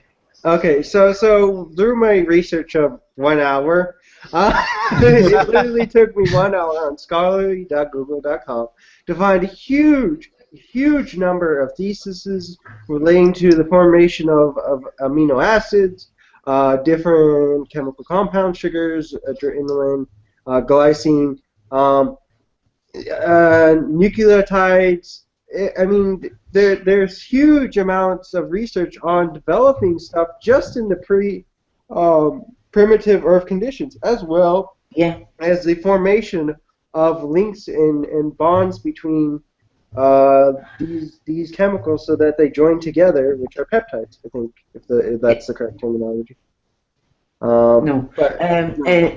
Not peptides. It depends what you're looking at. I mean, if you're looking at how the self-replicator came about. You're going to have to be looking at a nucleic acid, not a peptide. No, I'm referring to the term of when the nucleic acids bond together through huh? That's polymerization. Yeah, that's it. Yeah. So, there does seem to be a lot of confusion between amino acids and nucleotides, and peptides and nucleic acids. It's really, I'm just going to say this, it's really a matter of, just for the sake of simplification, it's really just a matter of recognizing how biology is an emergent property of the laws of chemistry. Yes. In fact, I don't want to go too much because the really complicated stuff is going to actually happen down the road. So, because we're going to go really in depth toward the end. So I don't want to repeat too much. So let's just kind of move on, and we'll definitely get on to the next stuff in a bit. Next thing is the human eye, the evolution of the human eye, and then in the brain as well. Actually, let's start off with the eye. My first thing is that the new Cosmos series with Neil deGrasse Tyson did a fantastic episode covering the eye evolution and like the species and how would it looked and exactly what it would have been like. And so it keeps going to this thing where the creationists tend to say, how did just a human eye just evolve in 1 or 2 goes, or 1 or 2, 3 generations? And it's obviously not. But if there's anybody that wants to go a little more specific into that. Well, what's funny about the eye development is that alongside with the eye development, you also have the brain developing along with it. The more complex the eye, the more complex the nerve system that is required in order to process the data that comes from the eye. Mm-hmm. Yeah. So I guess that makes sense. As the species started to develop more senses, and I know that the early, I guess they didn't really maybe have smell all that much, but sight, hearing, and all that stuff. So the brain eventually had to continue to grow, co-evolve, I guess, or co-evolve at the same time as the eye. And so it slowly began to grow and become. It wasn't 2 separate entities; they all depended on each other. Actually, smell is arguably one of the first senses that formed. Cellular communication is based on conformations that are kind of synonymous with what we use to sniff. So the outside cell membrane is kind of a sniffer. Okay. Yeah. Okay. And cool. you've also got to remember that light detection. The opsins. It's coming from. Sorry? I was just going to say, it started out with the formation of a certain protein called an opsin. And you've got to remember that rhodopsins are found in bacteria. You can think of the photosynthetic pigments. And the point being, I think that evolution built on simple forms and just added complexity over time. There's phyletic evidence for the progression, plenty within the current spectrum of life forms that exist today. So, I mean, a classic example of it. They always dwell on human eye, but let's talk about. I find certain animals who have eye, especially certain birds and other ones that have these incredible distance to see things that I cannot see. I mean, I would love to have that kind of vision, but I don't. But electromagnetic radiation, waves rather, and we can't see it. Like the squid, for example. The squid has no blind spot. We have a blind spot. I mean, our eyes are not perfect. Like you could look at a falcon or a bird of prey. Like the way they're able to sight an animal and actually swoop down on it. The fact of the matter is, it's really natural selection. Like picking the right necessary traits and weeding out the ones that are obviously sucky, as a way of being fit to our environment. That's the octopus, is that right, Wolf? Hey, Wolf, was that the octopus? I said squid. Oh, squid. Oh, okay, I was just because I thought the octopus had really good vision too, and also I wanted to bring about the octopus. When you go back, you realize as we look in our evolutionary process, they're actually probably the oldest known mammal that we have. They're like the oldest. They go way, way, way back, and they're still around after all this time. I know spiders are like number 2, I think, but don't quote me on that because I don't have my facts and I'm not looking off anything. So you guys may have to help me out in that department. But I remember something about octopus being like way up there as one of the oldest, species, and I forgot what some of the first ones looked like. Yeah. So, anyways, I didn't mean to go off on that one. Octopus is not a mammal. It's not a mammal. No, it's a cephalopod mollusk. Oh. Okay, so let's move on. I don't know if anybody know there's anything about geology, but polonium halos. Oh no. Yeah, and see, boy. I wish I had a geology friend in here. He could go off on it. The only thing that I know is that I just linked to like a Wildwood Claire. If y'all have heard of her, she is a geologist on YouTube, and she is fantastic. She talked about polonium halos, and then of course I linked to a Talk.Origins article. So, sorry, creationists, we can't refute you here by ourselves. So we're just going to move on to the next one. Well, I think the fact is we're all admitting that we're not experts in those fields to actually give a good, clear. Especially I'm not. I have friends who are that I would have loved to bring in there. And they could really break it down. So, and I can't. So there you go. So the law of biogenesis, basically saying that life cannot come from non-life. I mean, the initial thought is, Louis Pasteur, and then basically, and my first thought is, yet even it's considered. Oh, well, go ahead. Well, you see, we have life just now. Okay, it came from somewhere. Right. Now, either God created it, or it created itself. Mm. Because at some point in this Earth's history, given what we know about it, it had no life on it, and then it had life on it. Mm. And that's your moment of abiogenesis, going from no life to life. And even if it was God, that is an abiogenesis event, but just saying. Sorry, I didn't understand what you said there. Even if God did it, so let's for the moment. Even if God were to do it, that would be considered abiogenesis. Yeah, that's what I was going to say. Right. Even if he had just decided to poof everything, Well, look at the Genesis account. On the third day, he created plants. That was the first life. Mm. So we had no life, then we had life.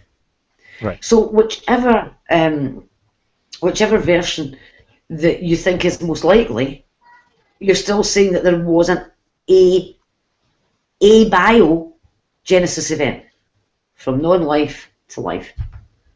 Right. All right. So the law of probability is basically saying the odds of everything happening in such a way that we exist is so low that the probability that we have to say this is obviously false. And my first reply to it as an atheist is saying, so the law of probabilities that everything that exactly happened in the Bible or exactly true happened in the way that they currently did is so low because there's so many possibilities it could have happened somewhere else. That means the Bible is also false. But outside of that, what would be? What anybody else would say on that? I would just say Hoyle's fallacy. What kind of fallacy was that? I didn't hear that. Hoyle's fallacy. Oh, what is that? Okay, Fred Hoyle, he was a physicist, and he did a calculation about how likely it was. I mean, he's in a really good position to look at abiogenesis and evolution, being a physicist. And what he did was he worked out that it's a radio in a junkyard producing a 747 and the probability of that. But the problem with that is that the way it's calculated is the probability of all the pieces coming together in one fell swoop. Mm. And if it's not right, you take it all apart and you start again. So if you got all of the pieces in the right order 3/4 of the way through and then you went wrong, you'd have to undo it all and start again. But that's not how evolution works. It keeps what works. It discards what doesn't work and it builds on what it's got. Because if you take Hoyle's fallacy and apply it to a jigsaw, you would never finish a jigsaw. And yet people finish jigsaws every day. Mm-hmm. Because when a piece fits, you leave it there and then go hunting out the next bit. That is a great analogy. I like that. It's tantamount to saying, here's where we are, therefore the improbability of this equals God.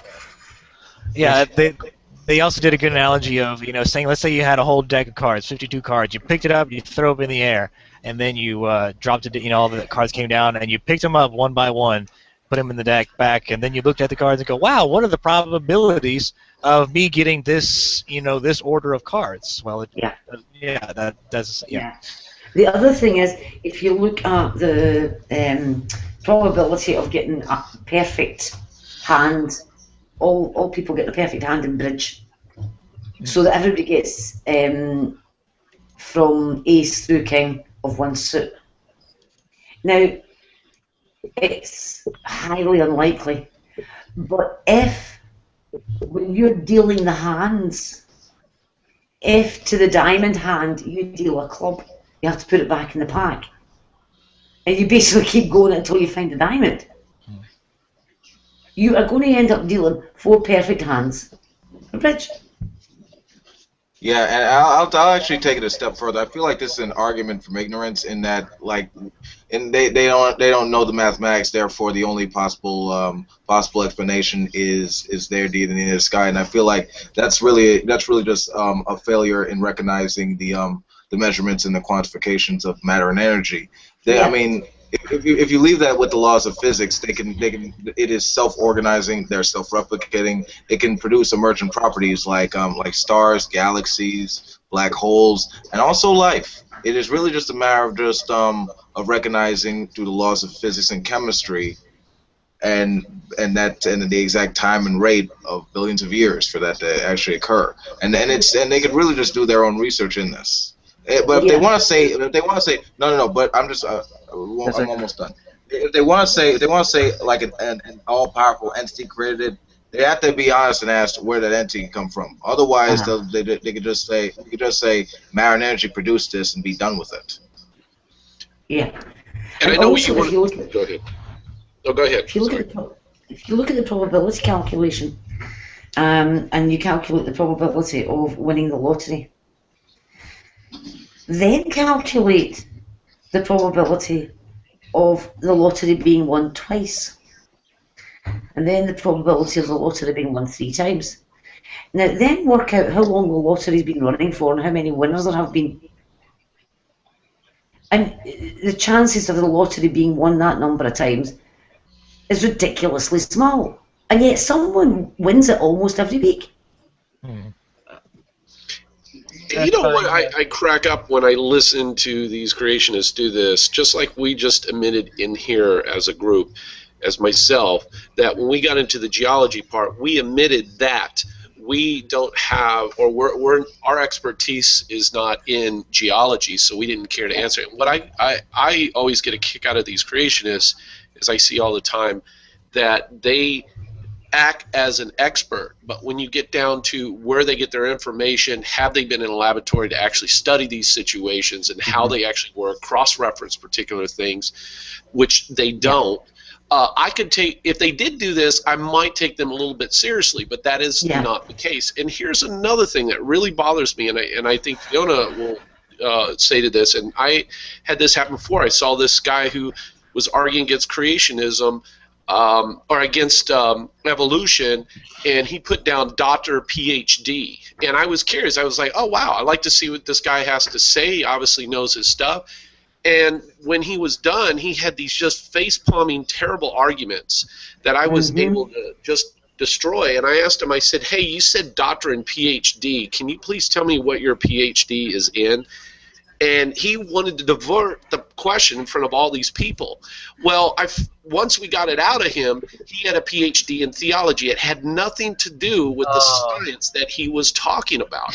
And this right here, he was seeing, people get lost on this. They go and they see doctor or PhD and they go, ooh, they know. If Fiona knows this, if you're a PhD, which I'm not one, you actually are focused very diligently on this particular field that you're involved with. That's why when I go to a PhD who is like in geology, I ask them questions in those parts because they are experts in that point. This guy is not an expert in any of the fields that he was talking about, but he acted as so. And people got to be very careful when, especially these answers from Genesis. And I'll throw this lastly, and I'll be quiet. Is I have only a bachelor's of biology. And I get these people that come in and they have bachelors in particular fields. And, yeah, they may have some credibility to a point, but I wouldn't even consider myself an expert to go up and start giving a lecture on and tell people how certain things are, because I'm still not an expert in that field. And I love how they get these, in my opinion, low-grade, mediocre people who are not really experts. And, again, people fall into this because they hear, oh, he's a biologist. Oh, he has a PhD. In what? Please give me what it is. Oh, you're a PhD in theology or a PhD in building bridges? That's not the field we're looking at, and people got to be careful of that. And I'm done. So I'm just going to say there's one last thing, and we'll move on. It reminds me of that little thing with the Simpsons where this guy's on trial and he says, "You're a doctor, correct?" I mean, he said, "Yes, I have a PhD in truthology from Christian Tech." Yeah, exactly. All right. Well, so next, before we move on, completely, I want to comment that I never got to. There is no probability worked in when you're working on actual science. None of these sciences work on probability except for quantum mechanics, and that's a very, very, very, very small thing, and it has nothing to do with when you're talking about the results of something. But even with it, you still, based on the analogies we gave, that probability of you getting that specific hand that you already had is 1 because you did it. Right. Yeah. Yep. Okay, so let's move on. Fruit flies. They've done all types of fruit fly experiments, and with all the things that they've done, generations of generations, because we know that they evolve they evolve incredibly fast, and so they've been doing this for years, and still they are fruit flies. Therefore, evolution is false.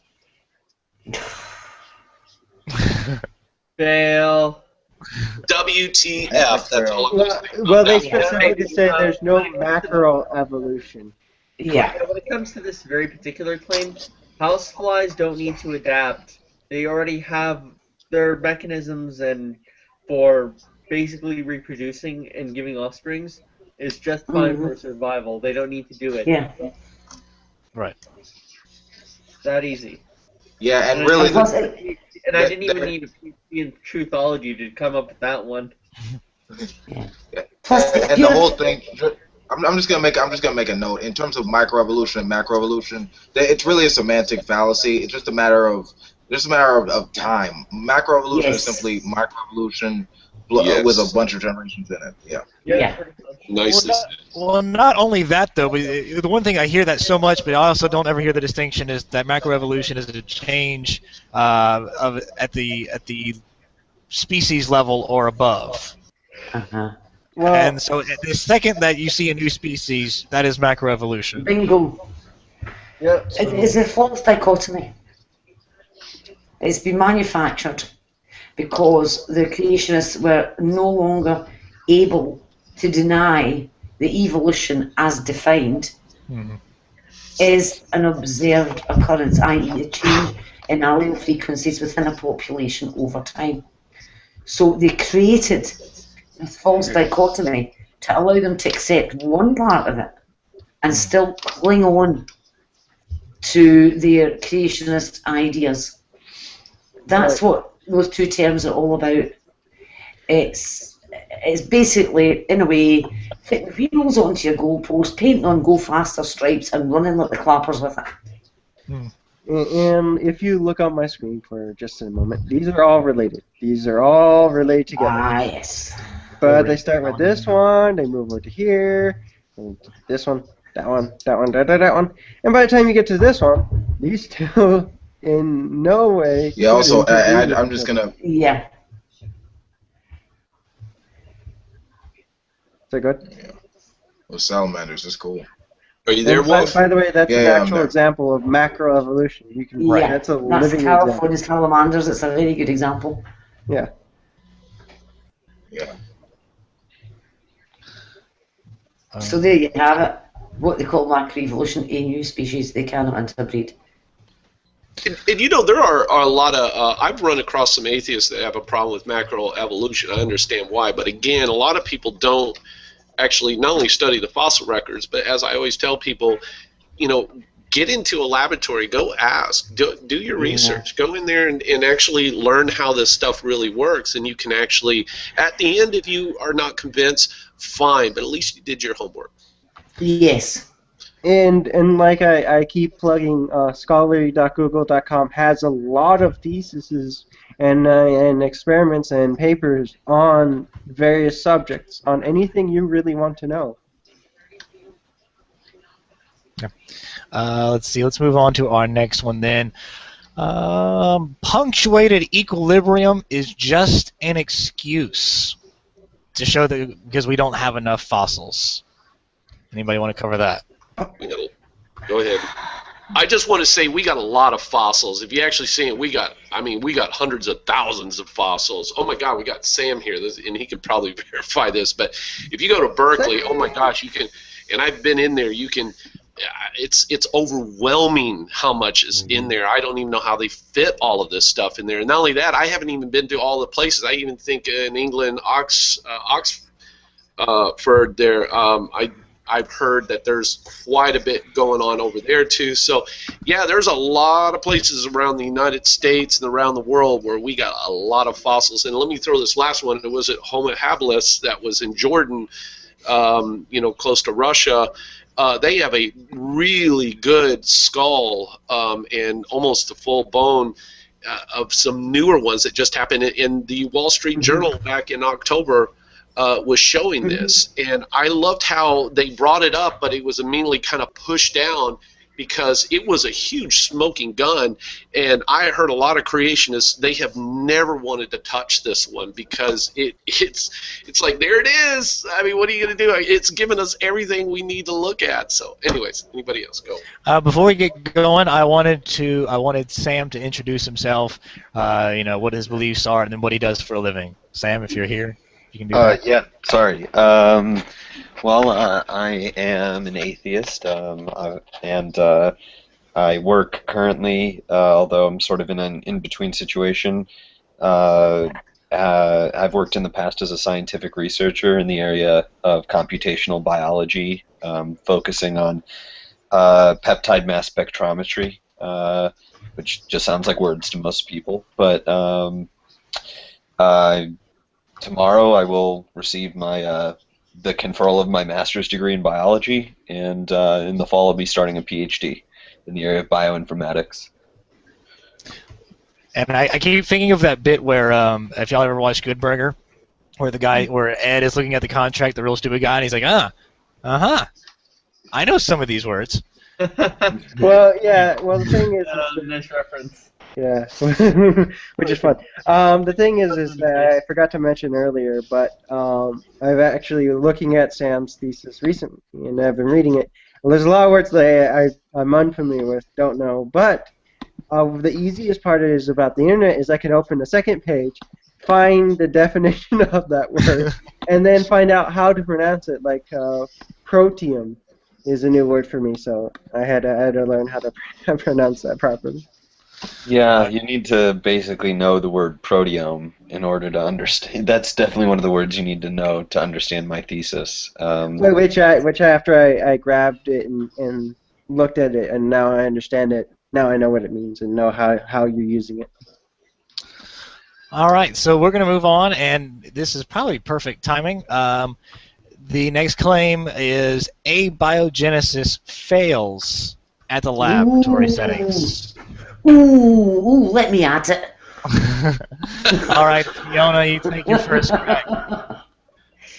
There was a paper back in 2009, Lincoln and Joyce, and they were able to get RNA molecules to self-replicate in a protein-free system.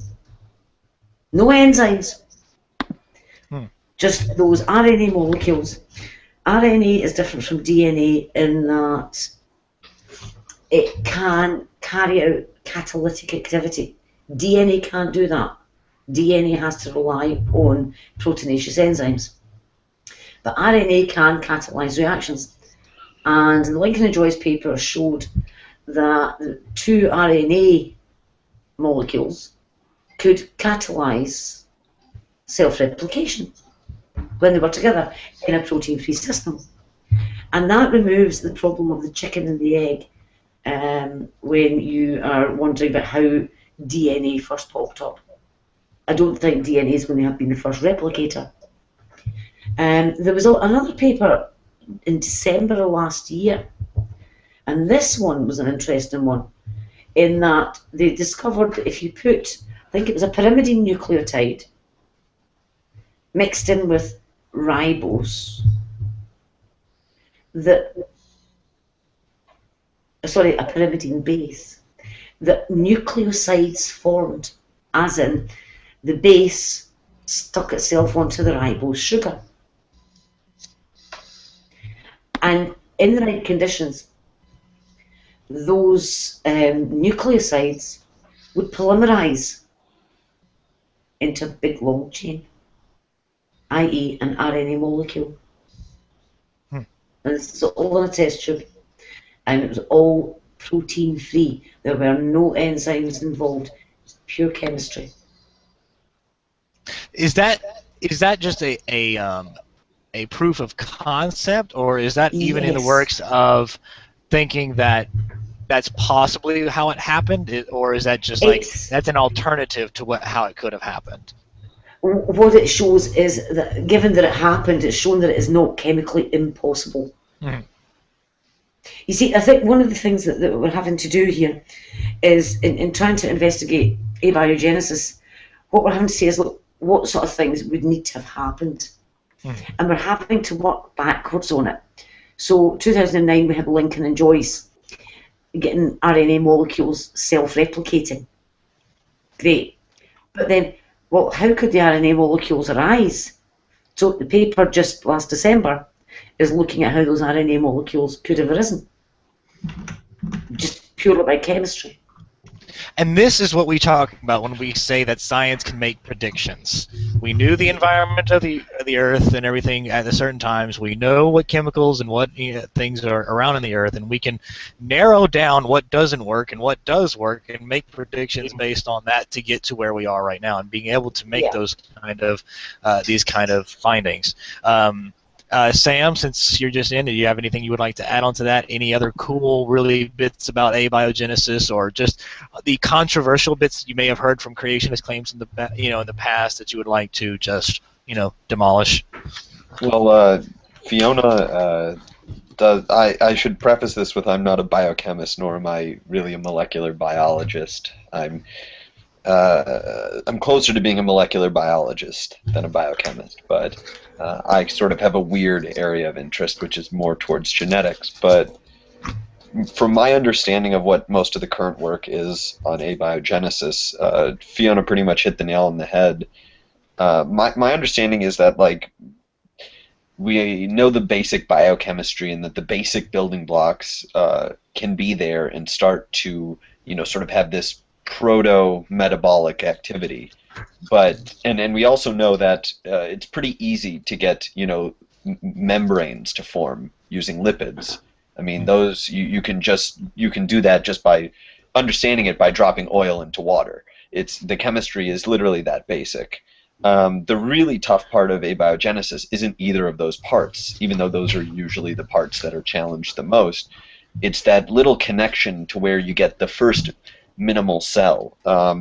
And Craig Venter is actually doing work on genetically constructing the minimal amount of genes that you can have.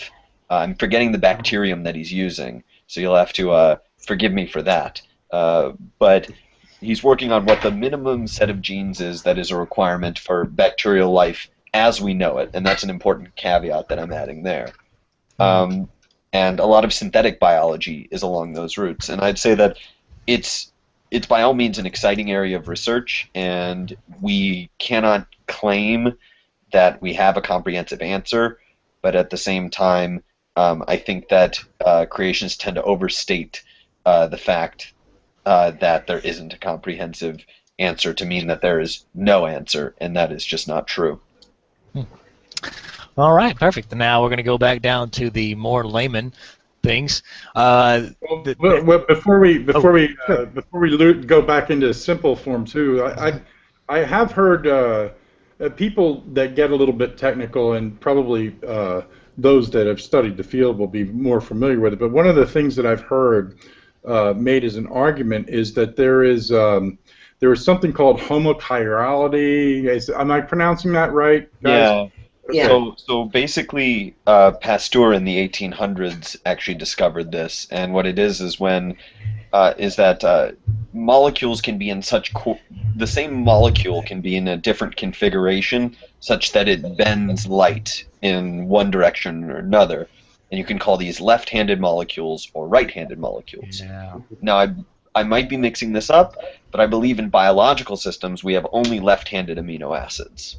And whenever you do the Miller-Urey type experiments and you synthesize amino acids, they tend to be in a mixture known as a racemic mixture, which means that they have both left-handed and right-handed molecules.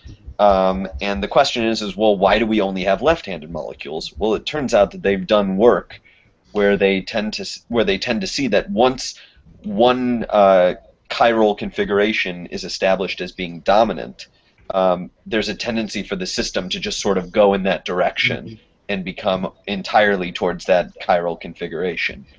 I hope that that's a good explanation to the lay people. I didn't want to be too technical. Yeah. If you think of the molecules as being mirror images of each other. Right, and one of the key questions is, why is it that biology has, and I think you're right, I think it's all left, but it's one or the other, whereas in natural conditions it usually produces both. But I think some of the most promising research is on there is selective molecular absorption in certain crystalline structures. I don't know what the studies are that are related to that, but there are certain conditions where you see that certain crystalline structures select out the left or the right, and they think that probably had something to do with the biogenesis.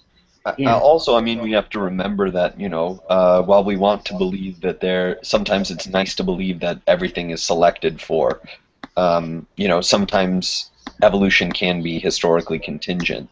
So this could have just been something that happened in the past, and we've just continued on that direction. Because that's our history. Yeah, absolutely.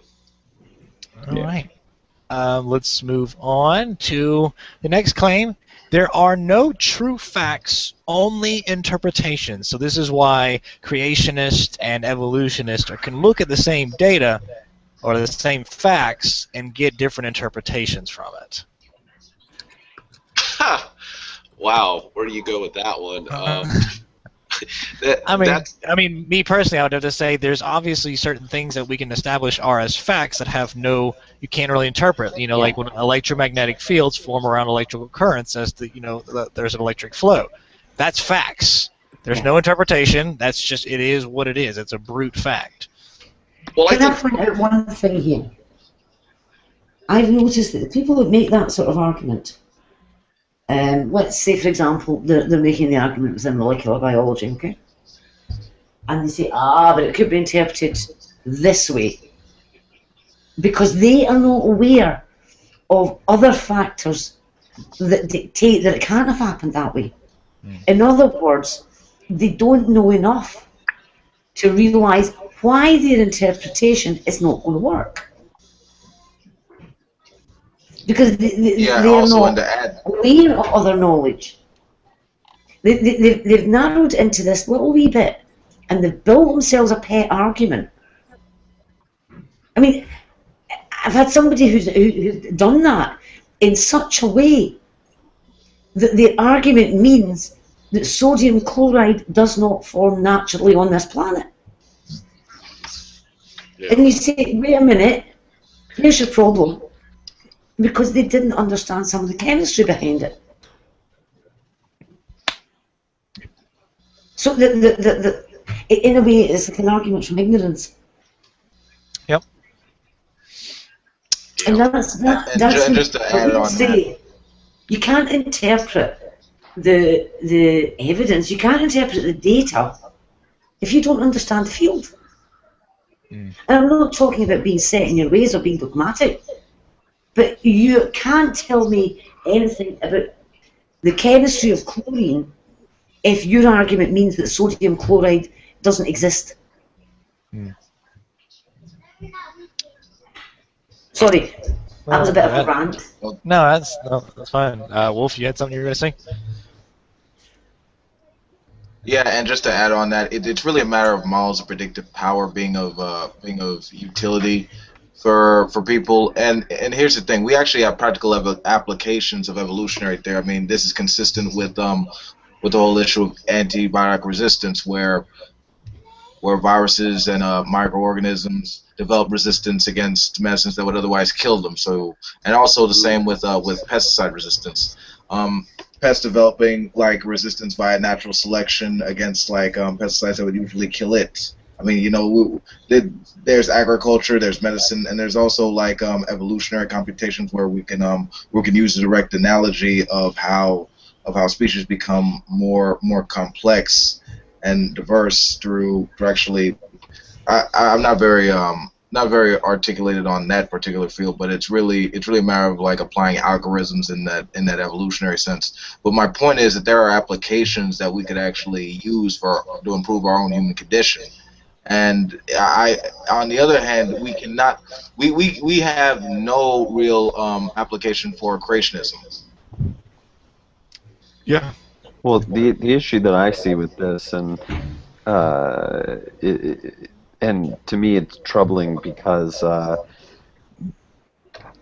here's the thing: is when I can talk to an evolutionary biologist. In fact, one of a very pretty prominent evolutionary biologist sat on my thesis committee, and I can ask him, "How do you?" Yeah, someone's echoing. Sorry, that's distracting me. Oh, it's Suzuki Das. Sorry about that. I'm just a little bit. That was just a little bit distracting. Sorry, guys. But what I was saying is like the actually the Boom knows this, but the chair of my thesis committee is quite a prominent bacterial speciologist, which means that he studies how species of bacteria diverge. And one of the big things is that when I ask him, when he talks about how species diverge in bacteria and how these things evolve, I can get an answer as to how I can go in the lab and begin to test these, or how I can go out into nature and take samples and begin to test these things. When it comes to creationism, I go, okay, let's just grant that we have two different theoretical interpretations. What hypotheses can I generate? What can I go into the lab and do? And inevitably, there's nothing. And the key thing of science is that you always generate more questions than you answer whenever you have an explanation. Yeah. So that sounds good. Let's move on to the next point.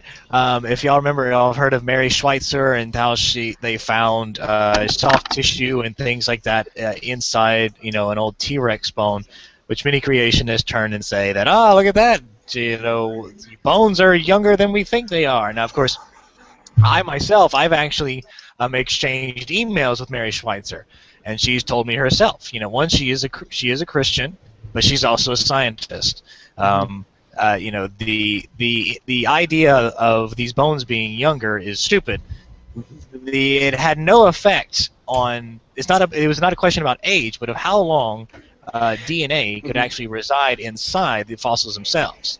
So that's where you can watch the videos.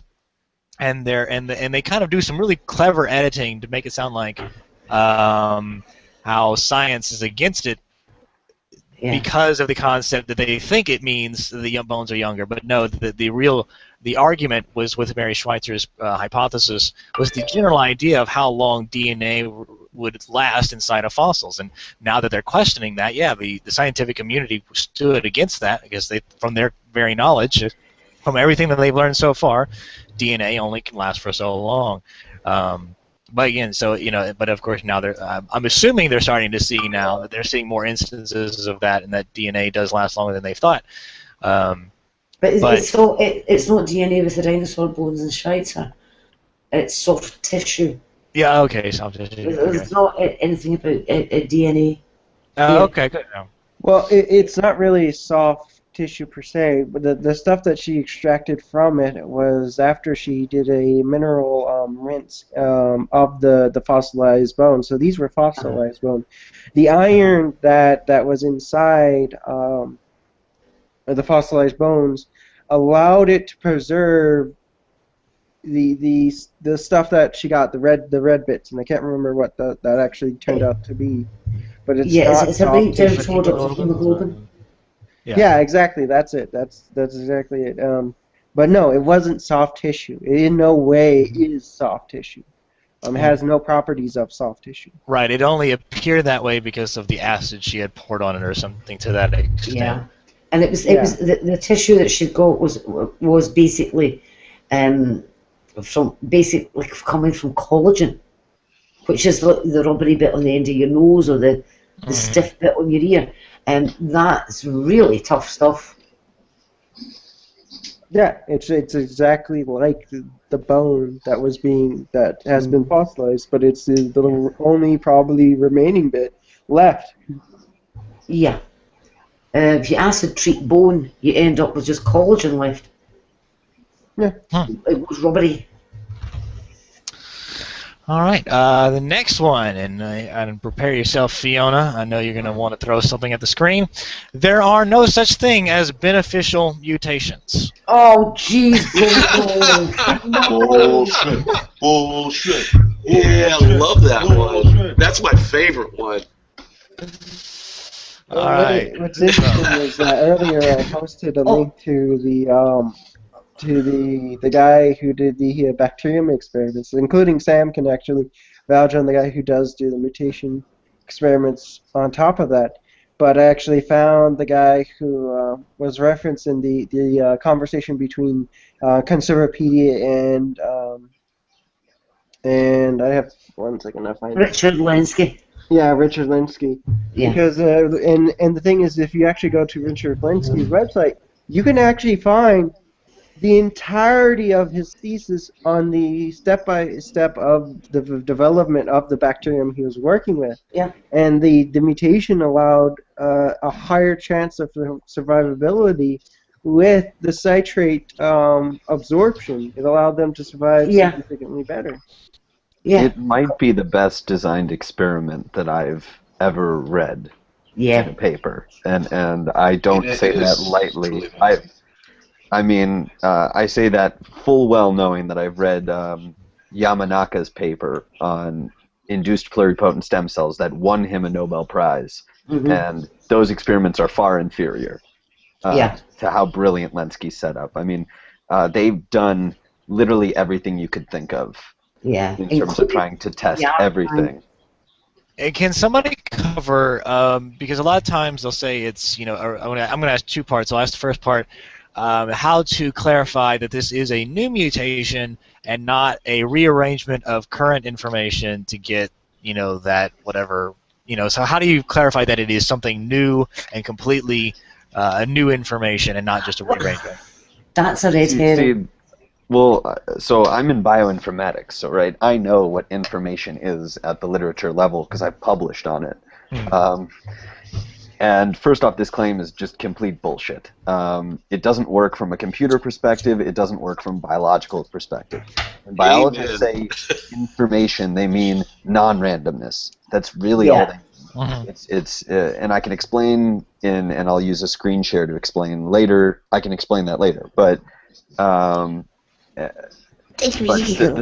second part of it is let's say that I have my hard drive, right? And I have Skype on my hard drive. Obviously, I have Skype. That's how I have a bunch of you on Skype. And let's say that I download the new update. That's a mutation, and that's adding to, like, let's say it has several plugins that it adds. That's really just a rearrangement of bits on my hard drive. I'm not like importing new bits into my hard drive, but you would hardly ever have someone saying, "Oh, you don't have new information," because oftentimes, and this is how hard drives work, similar to genomes in some sense, is that hard drives, when you delete something, all you're doing is deleting where the register is addressed. Similarly, if you delete a gene, all you're doing is inactivating it. So if you then duplicate a segment, you can use segments of that deleted gene. In the same way, you can use memory addresses of a deleted file. And no one would ever argue that when I add a Skype plugin, I'm not adding more information to my hard drive. Yeah. And then on top of that, what's the other one they like to say? Oh, common design, common designer. Like, how do you differentiate, say, it all comes from one similar, coding, and it's just a rearrangement of that coding. Again, go into the lab and generate hypotheses about how that code came about. I was about ready. Then actually test them. Yeah, that's the big thing I've said before. They need to get in a laboratory to actually see how these things work. Then they wouldn't say these stupid things. Yeah, because they're very good at coming up with hypotheses, but not testing it. Go ahead, Wolf. What were we going to say? The cell, it has sequence information inside the cell, like it's biological machinery. It's put in a coordinated fashion. It can only come from a mind. Unless you're too stupid to realize that each cell is a triumph of natural selection, and it's really just a matter of recognizing how they can become more complex and diverse over a serious amount of time. I mean, like, seriously, these creation tards need to, like, open, like, a friggin' science book and actually figure out how these processes work. But you can't just attack me. No. I said not you. I said creationist, like people who don't like you, Fiona. You actually do the work. You do your homework. You don't make bullshit analogies and then go off with an assumed conclusion. That's begging the question. But this is the thing that I've always keep telling people, just like I was having this conversation with somebody who is a mechanic. I can read about being a mechanic all I want, but actually getting in there and building an engine is a whole different ballgame in doing it. And I've noticed that when I got into biology and do what I do now in the environmental field, actually the whole ball game has changed when I actually have to do the work. I can read till I'm blue in the face, but once you have to do, collect samples, see how the samples work, do the research, and go through the motions in the laboratory, it's a whole different ball game, and it's a game changer. And this is a big thing that I have with people, like just the other night we had with this creationist who was just a young Earth creationist, and they kept wanting to say, well, how can you haven't proven to me anything about the changes in macroevolution. And I said, I can't do that because you really, again, need to come in a laboratory. And I've told this, live in Huntington Beach to Ray Comfort, and he wants this thing to be said. Words are not going to do it. I can't tell you how to build an engine until you walk you into a place and show you how to actually mechanically build an engine. It's the same process. Well, my whole thing is like, okay, you can say that. How do I test it? How do I test? Because I can test the mechanisms of evolution. I can test all of these things. I've read papers. I understand how, and I've done the calculations. I've taken an evolutionary biology course. I've taken multiple. I understand how they test these things. Whereas when I ask them, for mechanisms of design, they go, "Oh, well, that's beyond us." That's literally that's the best response I've gotten, and it's ridiculous because let's say that I'm designing an engine, right? We can say if I see an engine in the middle of the road, I can assume it was designed because I can go to a factory and then watch people design it in that way, and I can actually examine that process. I mean, if you have people who have no idea of the concept of an engine, and then if an engine was in the middle of nowhere and people just happened to come about it, and you had no idea what an engine was, you kind of would assume that was just a natural formation. As well, that's what's funny about that whole thing, is that just because we are familiar with the concept of an engine, that's what allows us to assume that it is built.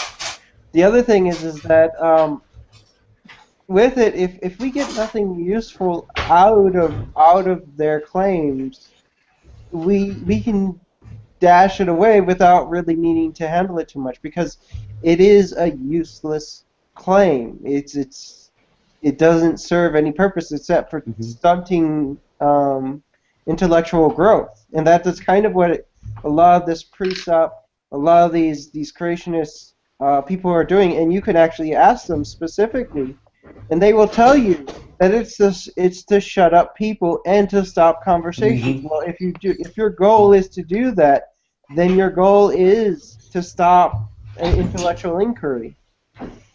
Yeah. We were talking about testing these hypotheses. One of the very telling things was something that Behe said on the stand in the Dover trial. And he was describing an experiment that could be done to determine whether or not the flagellum was irreducibly complex and thus had to be designed. So he described all this experiment. And then counsel for Kitts Miller said, "And have you done the experiment?" And he said, "No." And I love how he used... Oh, sorry, go ahead. Finish. It means that what he was saying was, I can come up with this hypothesis, and until you prove it wrong, it stands. Now, he's a scientist. He knows that's not how science works. And why has he not done the experiment himself? Exactly. And it's because his previous attempt at this sort of thing, running a computer simulation to get two amino acids of a protein to change, the odds were some weird high figure. But it was pointed out that he was assuming a starting population of about 20,000. And then the council asked him, "And how many bacteria are there in 1 ton of soil?" And then, so how many bacteria will be on the planet? And it turned out that this impossible change would, at the odds that he had calculated, be happening once every 2 days. This is why he hasn't done his own experiments. Yeah, Because the theory sounds great, but he knows if he tests it, he's running into trouble. Yeah. Well, to make a great point is either put up or shut up. Either you put up the data or you shut up about saying that you're right, because you're not until you demonstrate it. And I was trying... Oh, go. All I wanted to say quickly is I was trying to also, when he was doing that, is why was he trying to focus only on a prokaryotic cell? That one kind of cracked me up, but trying to use that as a way of his intelligent design. But I thought that was funny. But that's where I stood. But anyways, go ahead. I was just going to say that actually leads right into what was actually next on the list was irreducible complexity, and I was actually going to bring up the Kitzmiller v. Dover and how it's been refuted, but now Fiona's got it. So let's just unless anybody else has anything else to add on to that, we can move on. I would say one thing here. When you're looking at irreducible complexity, what they're doing is they're looking at the final product, and they are working backwards, removing bits. And saying, well, if you remove this bit, it doesn't work. But that is like saying there is no way you can cut somebody's hair because I can show you that it is impossible to uncut it.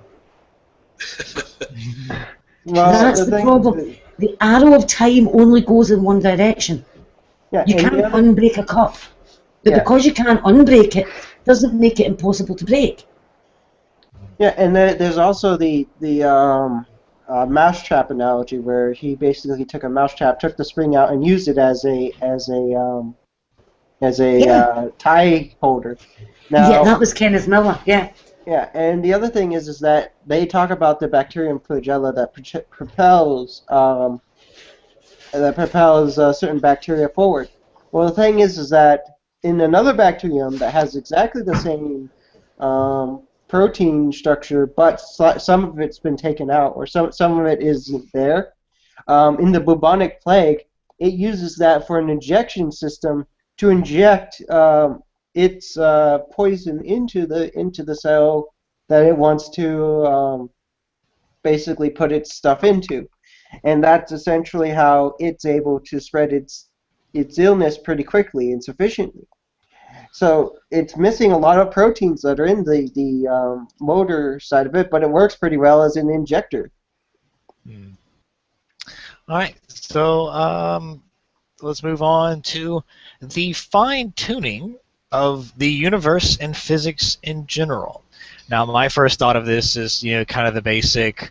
Yeah, it's very true that the very beginning, say the Big Bang and whatnot, the cosmological constants that were required for our life and all this kind of stuff that things don't immediately go to shit is very, very, very special. It's very narrow, very small, but it doesn't necessitate an intelligent design.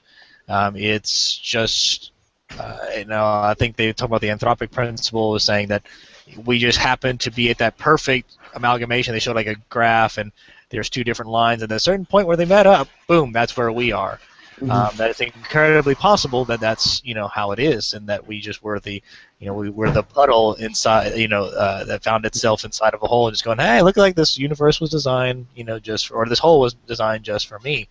But I felt like I was gonna say one more thing about it and I forgot. So if anybody else has anything they want to add, well, I have to say on that point, when I hear that statement, when I hear any creationists talk about them needing to be humble about God, that's one of the most arrogant statements I ever hear by them, because when you really look at the universe just in general, yeah, there are a few things that are working out, but there's a large majority of what's going on in our own galaxy. Let's just use that. I don't want to spread it out too far, but our own galaxy. I mean, if you really think so far from what they've seen, and it was just a little while ago where they have been shooting these telescopes. My friend who's an astrophysicist was talking to me about this, and he was excited about it because I think they got up to about 42,000 maybe planets that showed that it had oxygen, base, carbon atoms, phosphates, and so forth, and they could tell because it's like a blue coating like ours. But you've got to think about 42,000 right now out of how many billions and billions and billions and billions of planets or solar systems are in our own galaxy. Well, if you think about that success rate, it's extremely low. It's not even, we're barely even tipping on 1% out of 100. So that's not a very positive success rate. So I don't see fine-tuning going on, especially when you look at our own solar system. Is Jupiter considered to be fine-tuning? No, it's totally chaotic. And we can go on and on and on. Yeah. Go ahead. Yeah, the real problem with fine-tuning is that if you actually change the measurements you could end up with a different universe than our own. We don't actually know.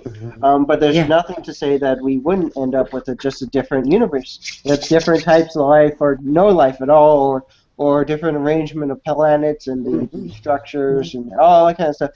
So it's specific for us because we end up in a universe specifically where we could survive. That's kind of how that works.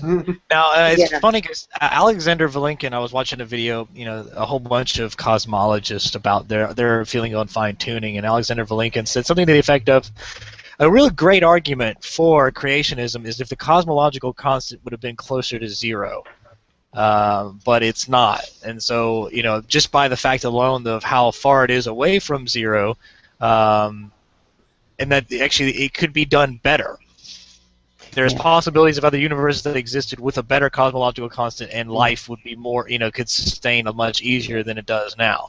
If that's not an argument against perfect intelligent design, then we don't know what else is. Well, and you can also put into consideration, I'll let you go, Sam, is how many things out there is ready to kill us at any point, and we don't have a place to really go. I mean, we're looking for Mars as a second planet, but yeah, good luck there. Anyways, go, Sam. Well, I just don't. I don't even whenever I hear someone say this, I always go, "Well, what do you mean by fine-tuned?" Again, you're dealing with people who aren't defining things in any sort of meaningful or scientific. Like, you get two versions of it, which is, by fine-tuned I mean we have our specific constants. That means nothing. And then they say, and then the other response I get is, by fine-tuned I mean life-permitting universe. And that's almost it's almost begging the question when you're like, how did we make a universe that was life-permitting? It's one of those things where it's an interesting question. I don't know how it would, I see it as an open question. I don't see it as, something that's meaningful, and I don't see why fine-tuned necessarily reflects life, because Anti-Citizen X, who's a friend of mine, did a video recently. He made the point, we might as well say that the universe is fine-tuned for black holes. Oh, good point. I like that one. Yeah. And the other thing is, there's going to be if you look at is the fine-tune of the universe as well. If you look at the size of the universe, and you compare that to the size of the temperate zones on our planet, there's not very much that's actually habitable. There are places on our planet we can't live. Right.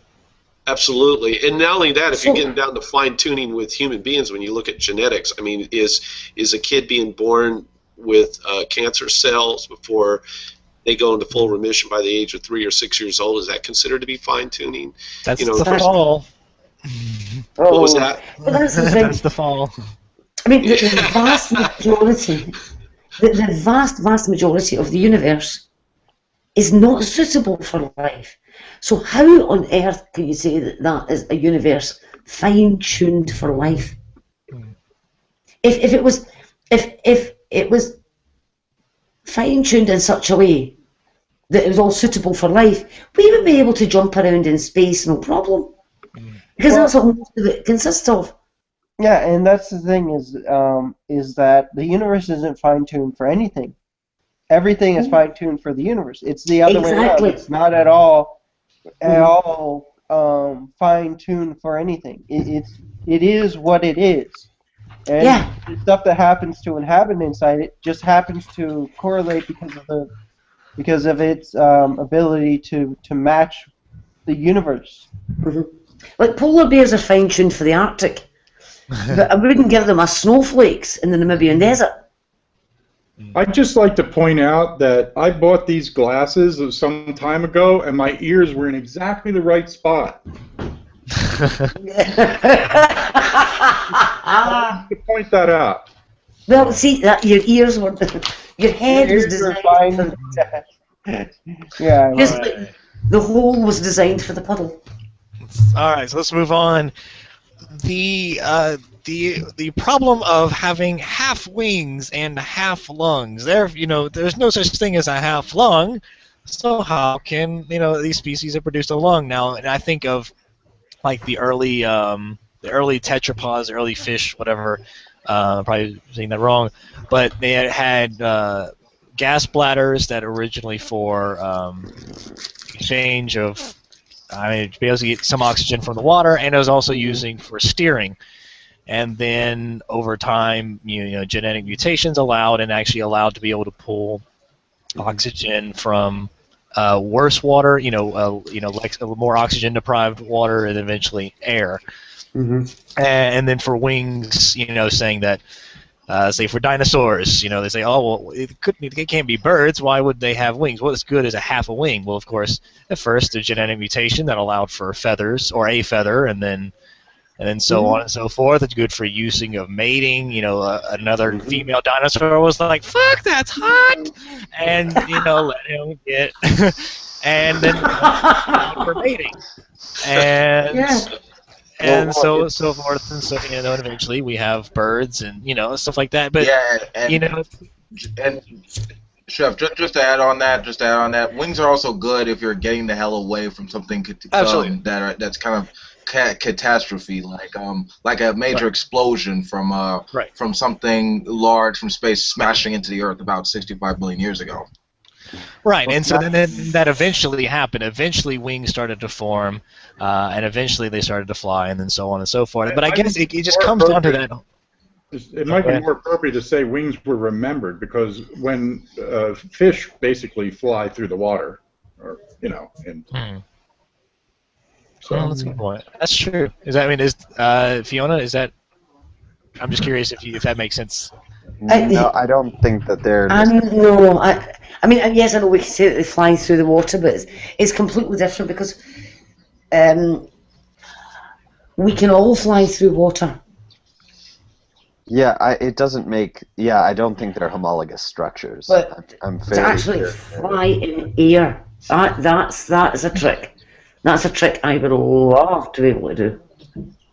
Yeah, fine-tuning my ass for humans. I can't fly. I can't run really fast.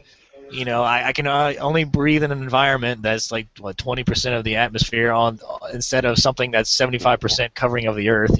That's fine. And I even got to use binoculars to see something real far away. So yeah. Well, this is the dumbest argument that I usually hear. What good's half an eye? Well, I mean, it's the funniest when you hear it from someone who's wearing glasses. Because I'm sure that having poor vision is better than being blind. Yeah. And as someone with allergy-induced asthma, it's better that I can wheeze and get enough oxygen than it is for me to just not breathe. It's like if these people. It's a frustratingly stupid argument, because if you apply any amount of critical thought. If you imagine that there's we can see with flying squirrels what use it can be to have sort of half a wing. It helps you not fall as quickly, because when you think about it, flying to a certain degree is just graceful falling.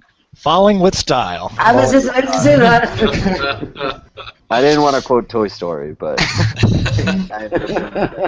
Oh, you have to quote Toy Story. All right, so let's move on. Probably the one that's a little bit more difficult, human consciousness.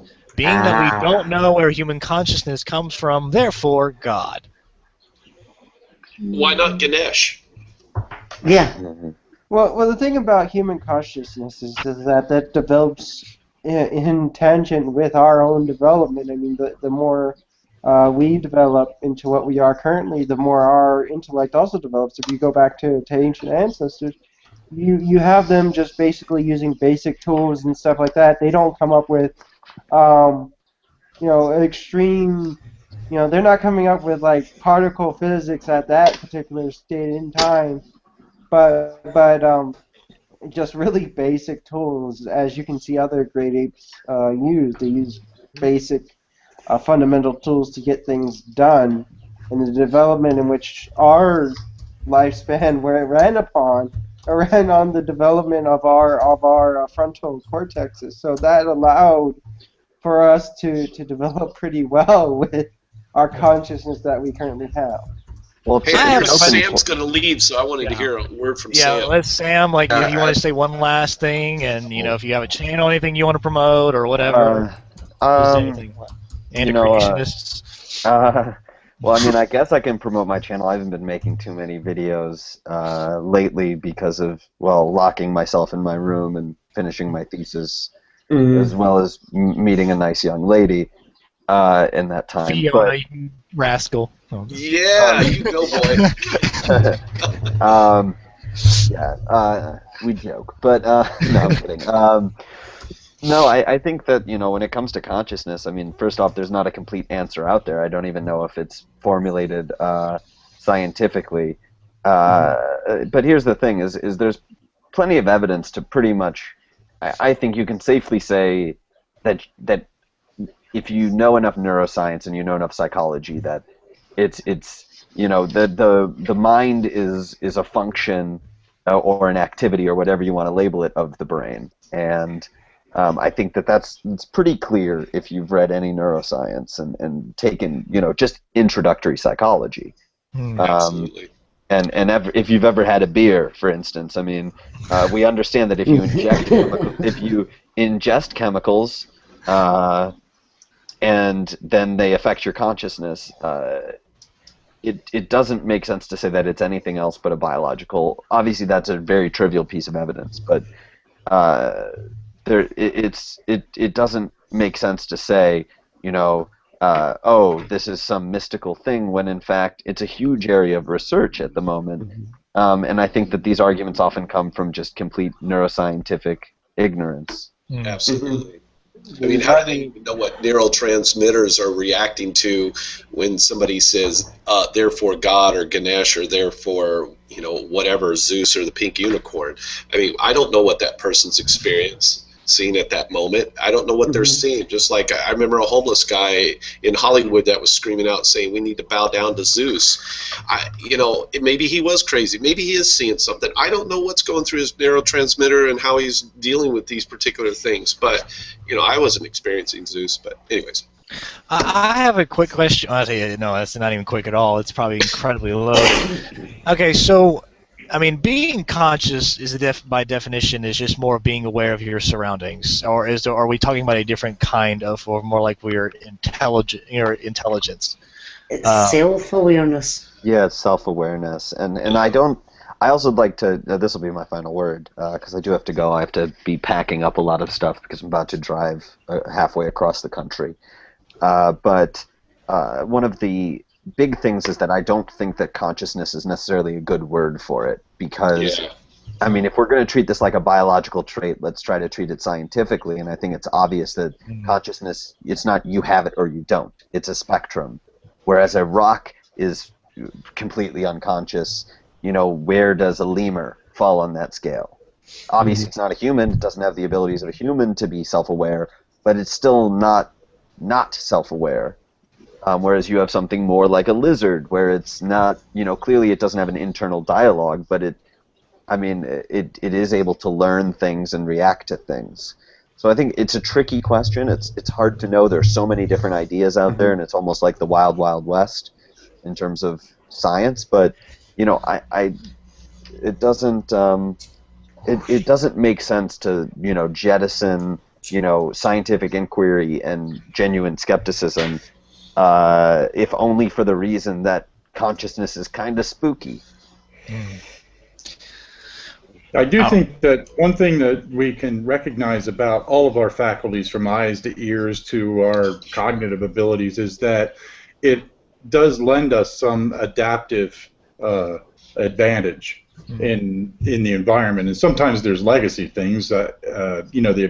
The appendix is arguably fading, but actually not. But the point being that what we think is what helps us to survive. And one of the things that we use our cognitive abilities for, far more than making accurate predictions of reality on planet Earth, is we use it as social glue. And I think that we sacrifice our willingness to sacrifice accuracy on the altar of belonging to a social group is obvious when we start looking at the culture on planet Earth. And so I think that what we call consciousness is actually more inclined to produce something that is useful, far more than accurate. in terms of social bonding because it provides an adaptive advantage. That's my guess. Yeah, and I wanted to, because there was a second part to the question, and this is, I think, where it really is loaded, is where do we first start seeing, because let's go for the earliest cells, and that we're, using sort of senses, I guess, for getting food to some extent, or escaping from predators. Where do we first see that, or we can imply that actually occurred? Like, when do we know that there was one set of either single-celled or multi-celled organisms that were like, okay, this is a predator, this is a prey, and they first were using their senses to go, okay, I need to get the hell out of here because this is a guy trying to kill me? Wow, that's a big question. I mean, yeah, that is. I mean, especially if you're getting into neuroscience. Only thing I could say on that, if you go back and look at our ancestors, let's just go way back, even Homo habilis and on down, you'll notice in the front cortex of the brain is is a lot more flatter, and if you actually look at the skulls, our brain up front is actually got bigger. Now, why did it change that? Well, there's a lot of speculations on that. It's very possible that the brain going through particular emergency situations, or feeling pain, or realizing there is a scare response, starts building up particular cognitive skills that neurotransmitters start catching on to, and maybe that part of the frontal cortex starts building up more and more. Then on top of that, you got to also look that you get down to some of our other ancestors, and they're starting to use tools. They're starting to develop things, and then the front of the cortex keeps getting bigger and bigger and bigger. And now we got to the point of landing something on the moon. We're understanding physics. I mean, things are getting deeper and deeper. We got computers now, and look at where we're at. And you could just see the frontal cortex of the brain from our old ancestors, and it just massively changed. And what does that mean? Well, to me, I'm just going to kind of throw it out there. I think it's because we developed through our responses and our cognitive skills. That's kind of my point of it. Anybody else? Well, okay. And I would have to say the same thing, because it seems like, once we first slowly started to develop our senses from the co-evolving, eyes, ears, and nose and whatnot, that, it seems like we would eventually start to develop something a lot more intelligent. But again, I'm just a layman. So let's move on to the next one. The advantage of sexual reproduction is basically, somebody asked, why would a species go from being asexual to sexual? And my first response was, well, we know that when a species or a population has extra genetic variation that allows for basically better survivability. And that is basically, that's the fundamentals of why they would want to do it. Now, I guess I don't want to go into great detail of like every step-by-step process, but is there anything else to that other than genetic variation allowing for survivability that should be noted for why a species would want sex? Well, the other thing is that it allows for the arising of allowing you to be able to be picky with your mates, and choosing who you're going to mate with. But it also allows for protection of those mates and stuff like that. It allows for you to essentially have your eggs and your stuff be independent and be watched by these two sexually dimorphic species. Yeah, I think sexual dimorphism is a real key to the adaptive advantage in particular, sexual reproduction, because even in human cultures, when you see things that are more aggressive, needing tribal warriors and so forth, you see a lot more in the way of male strength and dominance and so forth. They're sort of like the outer womb of the tribe, and so that does confer a lot of advantages that wouldn't necessarily be there without the sexual reproduction. Yeah.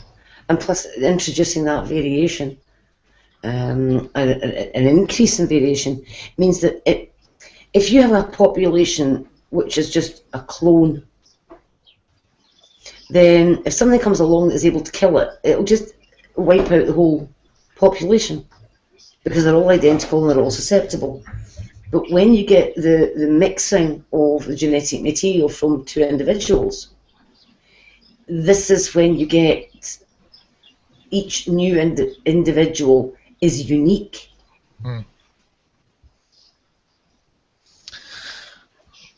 Okay. So this is the final question that I have. We're going across. We're at 2.5 hours now, and I know not everybody's going to want to watch so many hours of it, but I think we've covered, so many, a lot of the basic stuff. So I'm just going to quote it here for everybody. What they said. This is actually coming from this guy that gave me a link to the top or 50 peer-reviewed papers for creationism. Okay, and so of course my initial thought was, yes, okay, fine. So you have 50 that you quote are for intelligent design or whatever, but we have like 68,000 plus. So by sheer numbers, we have you beat. But it seemed like all of the papers that I could see are, some that maybe challenge very small evolutionary aspects of it, but they're never really pro-creationism. It's more like, anti-evolution. So Do you want to stick a link to the list of 50, please? Sure. I think this is actually... Because I think I went through that list of 50 once. Publication by publication. This might be it. Let me look at it real quick. That's the funny thing is that... I'll find it. You go on with... Oh, I got it. That's right here. So, while I'll look at that link. I just wanted to... Oh, no, not that one. Yeah. I just wanted to tackle the very first one because it was the first one that, it was one that really kind of stood out, and I definitely didn't know how to respond to that. So I'm just going to read it out loud. If you want to read it yourself, it's the very first one on the link. So DNA homology between ape and man has been reported to be 96% when considering only the protein mapping sequences, which represent 2% of the genome. However, the similarity is only about 70 to 75%. Where are you? So what? You said you were doing the first one. I thought that was the first one. Oh yeah, got you here. Right, got you here. Yeah, it's on the side chat. You posted. Yeah, I found it cool.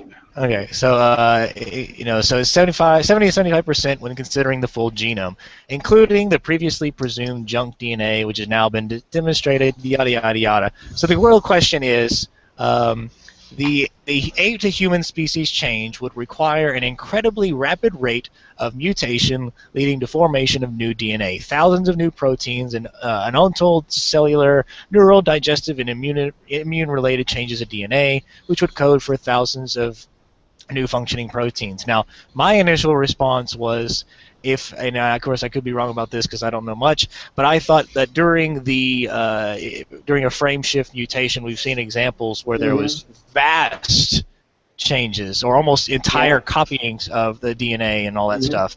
But is that the case, or I mean, because if I remember correctly, there's like several million years apart from our recent, human ancestors, from apes to humans, or whatever, or the actual ancestor is. And so, with that many million years, it wouldn't even take that much of a large of a frame shift mutation to actually allow for that to occur. So, what say you? Can I just say this? That I'm trying to find it again. Here we go. Right. That first article, okay, it's published by a surgeon, okay, challenges that it poses, limitations of the chemical origin of life data to explain the origin of DNA. So he's not even considering the possibility that RNA was the first replicator. Right there is showing that he knows nothing about it. Limitation of mutation and natural selection theories to address the irreducible complexity of the cell. That's been dealt with. Limitations of transitional species data to account for the multitude of changes involved in a transition. So he thinks it just jumps from one to the next. And I'm sorry, but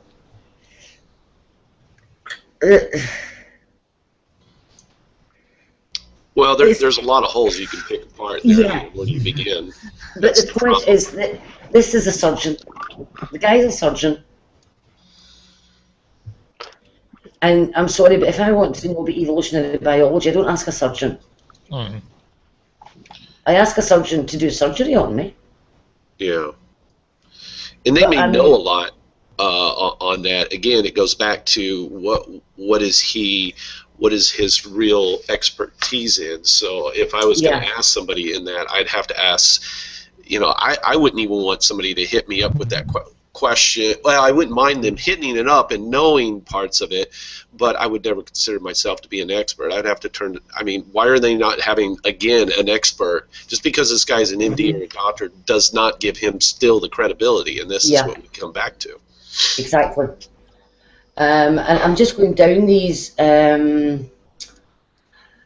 I'll just gloss over the David Abel one just now. I'll come back to that. The Douglas Axe one. That paper, what they did was they used a computer program called Stylus to generate Chinese characters. Right?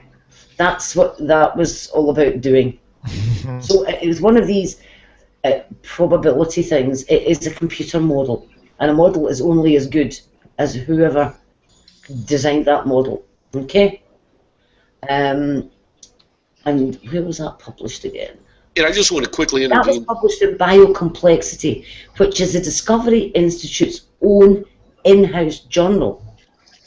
And all the peers who do the reviewing are members of the editorial board of the journal. They don't send it out to external peer review. Yeah. It's all done in-house. So that is not what you would call a peer-reviewed journal. Yeah, because I see this happen a lot because a lot of our top scientists who have found particular things, especially changes, like this one guy who got passed on his because they were finding these insects that were having these mutations or these changes in, in their own chromosomes because they were adapting to pesticides or whatever. I mean, he had to go through a lot extensive, and did he go through the chopping block? Every time he turns it in, he goes through the chopping block. I'm blown away of how many hands are involved in this situation and how long it takes for each one. He's done up to 12, and sometimes some of his papers take up to almost 2 years, and they have to look at the research before they finalize it and say, okay, you have something. And everybody goes, well, why does it have to take so long? Yeah, because it has to be retested. Sometimes they find some possible inconsistency, and they got to find out if there's no inconsistencies there. And this is the whole process. Yeah, it gets a little cumbersome at times, but I'm kind of glad because we really need to hoe down and make sure we don't make mistakes, especially when we're starting to deal with biological issues with our planet, and especially if we're giving doctors antidotes to cure things, and we don't want to give the wrong cure. No. We seem to have lost Fiona. Hopefully there she is. Yeah, and if I could just say. Yeah, there she is. Go ahead. Sorry about that. I had a bit of a problem. Yeah, okay. Just to say this thing, just to mention this thing. Let's take in a note of the chromosome fusion between in terms of our species and of other apes. Like we have 46 chromosomes. We get 23 from mom, 23 from dad. And like there's a part of the primate species, I believe, like in terms of other apes that have 48. Now did that chromosome get lost in like the lineage? No, because that would be lethal. I mean, the evidence that it did fuse from the telomeres to the I forgot that last terminology, but in terms of that, you have the evidence of like divergence.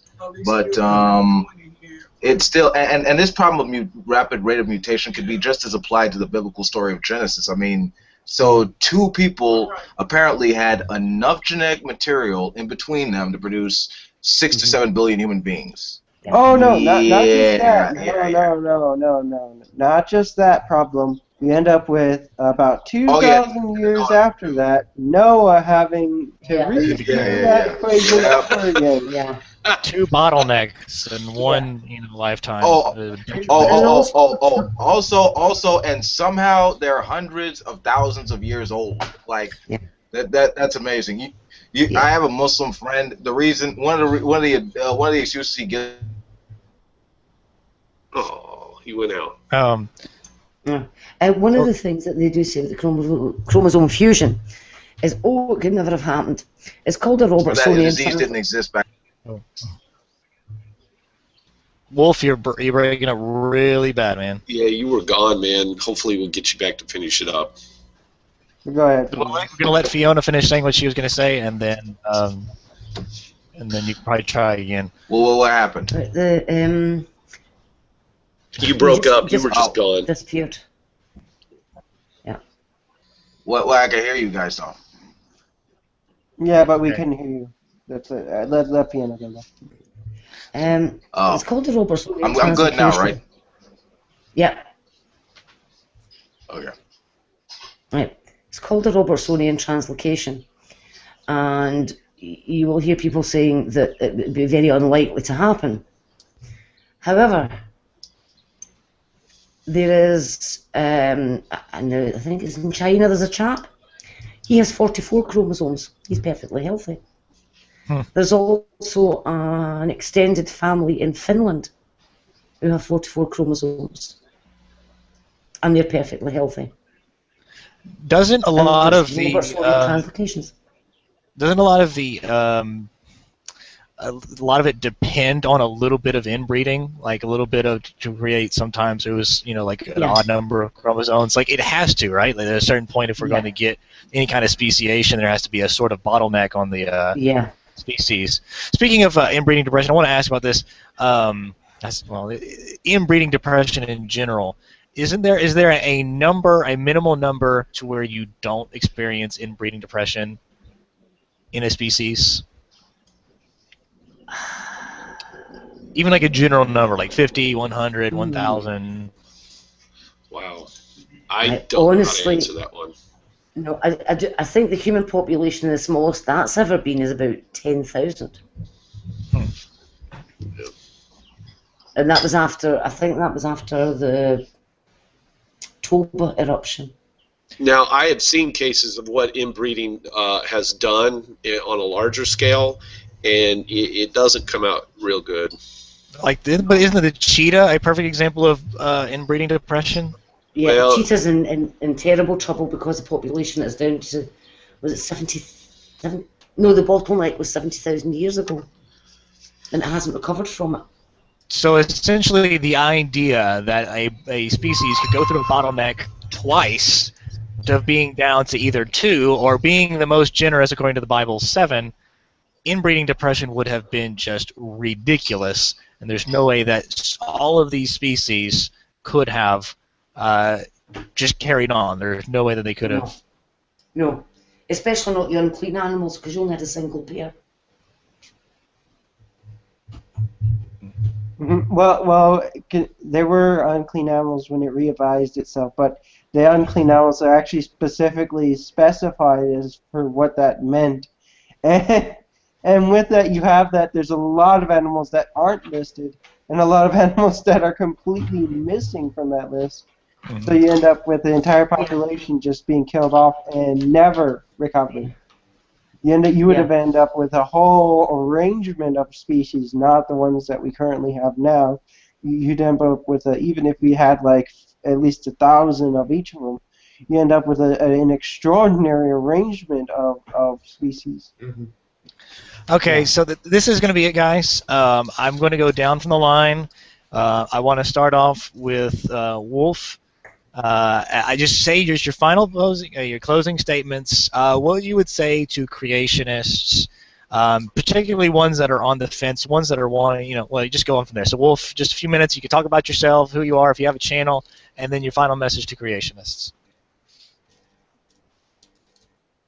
Wolf. All right. Okay, you guys can hear me? Yes. Okay.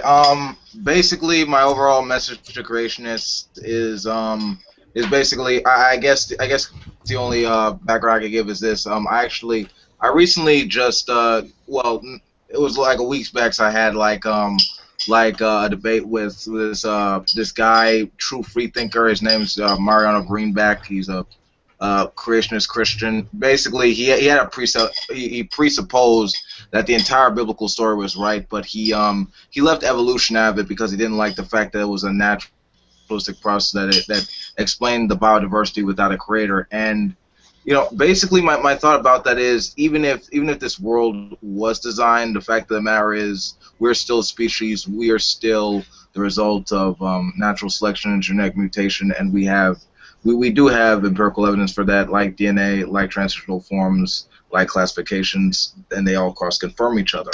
So I would ask creationists who are really curious about how life developed and how we are, what we are in terms of being a species, a form of life, in terms of and how we're connected to each other biologically, to the Earth chemically, and ultimately to the universe atomically. I would say the most important thing is education, and real education, like actually figuring out the real facts of the real world through the methods of science, reason, and experience.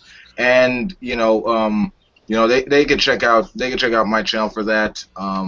Wolf King Atheism. Just type that into YouTube and you could find that. And I'd like to thank Atheist Chef again for having me on. And it was nice talking to all you people. You are all smart and you all very informative about this stuff. It was really invigorating to have this conversation. So yeah, I hope we could do it again sometime. This has been fun. All right. Thank you, Wolf. Dan, you are next. Final words. Go ahead. Yeah, I think bottom line is for a lot of these creationists, first of all, they need to establish how do they came up with the word God in the first place, and then on top of that, how do we know that it's their point of view that stands out even if there is something going on?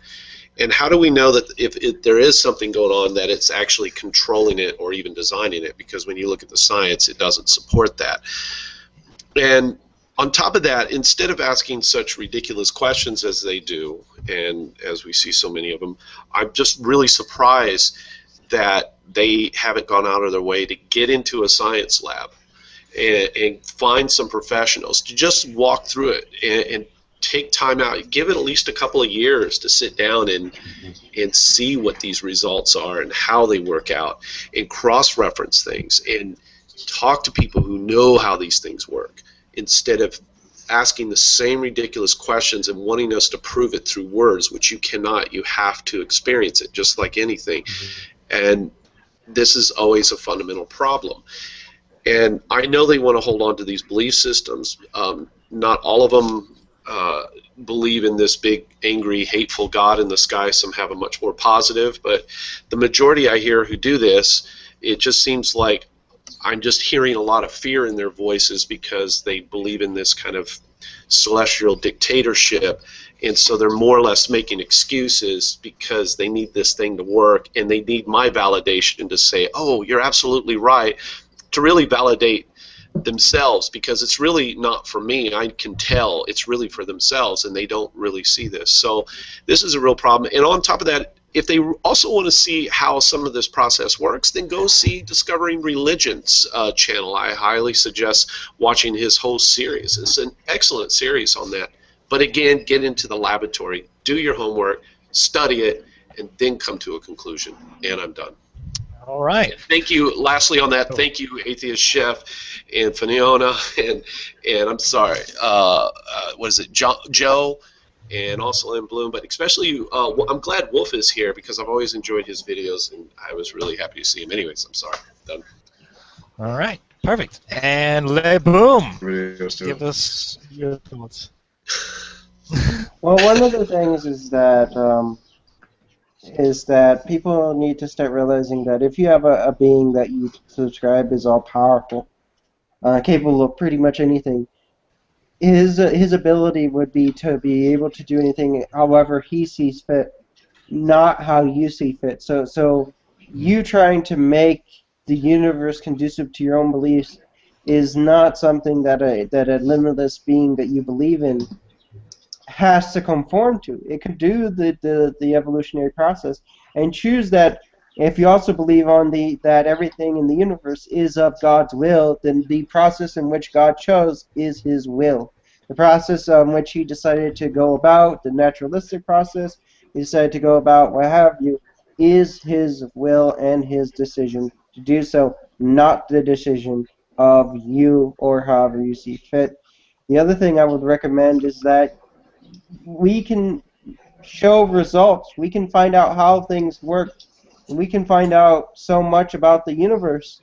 And if you believe that God created the universe, then finding out how that was done should be fantastic for you. Should be great for you instead of enforcing the world to what you believe it to be. That's lying to yourself, and that's deceptive. And if you believe that God is honest, then He would want you to be honest. Very well said. Joe, your turn.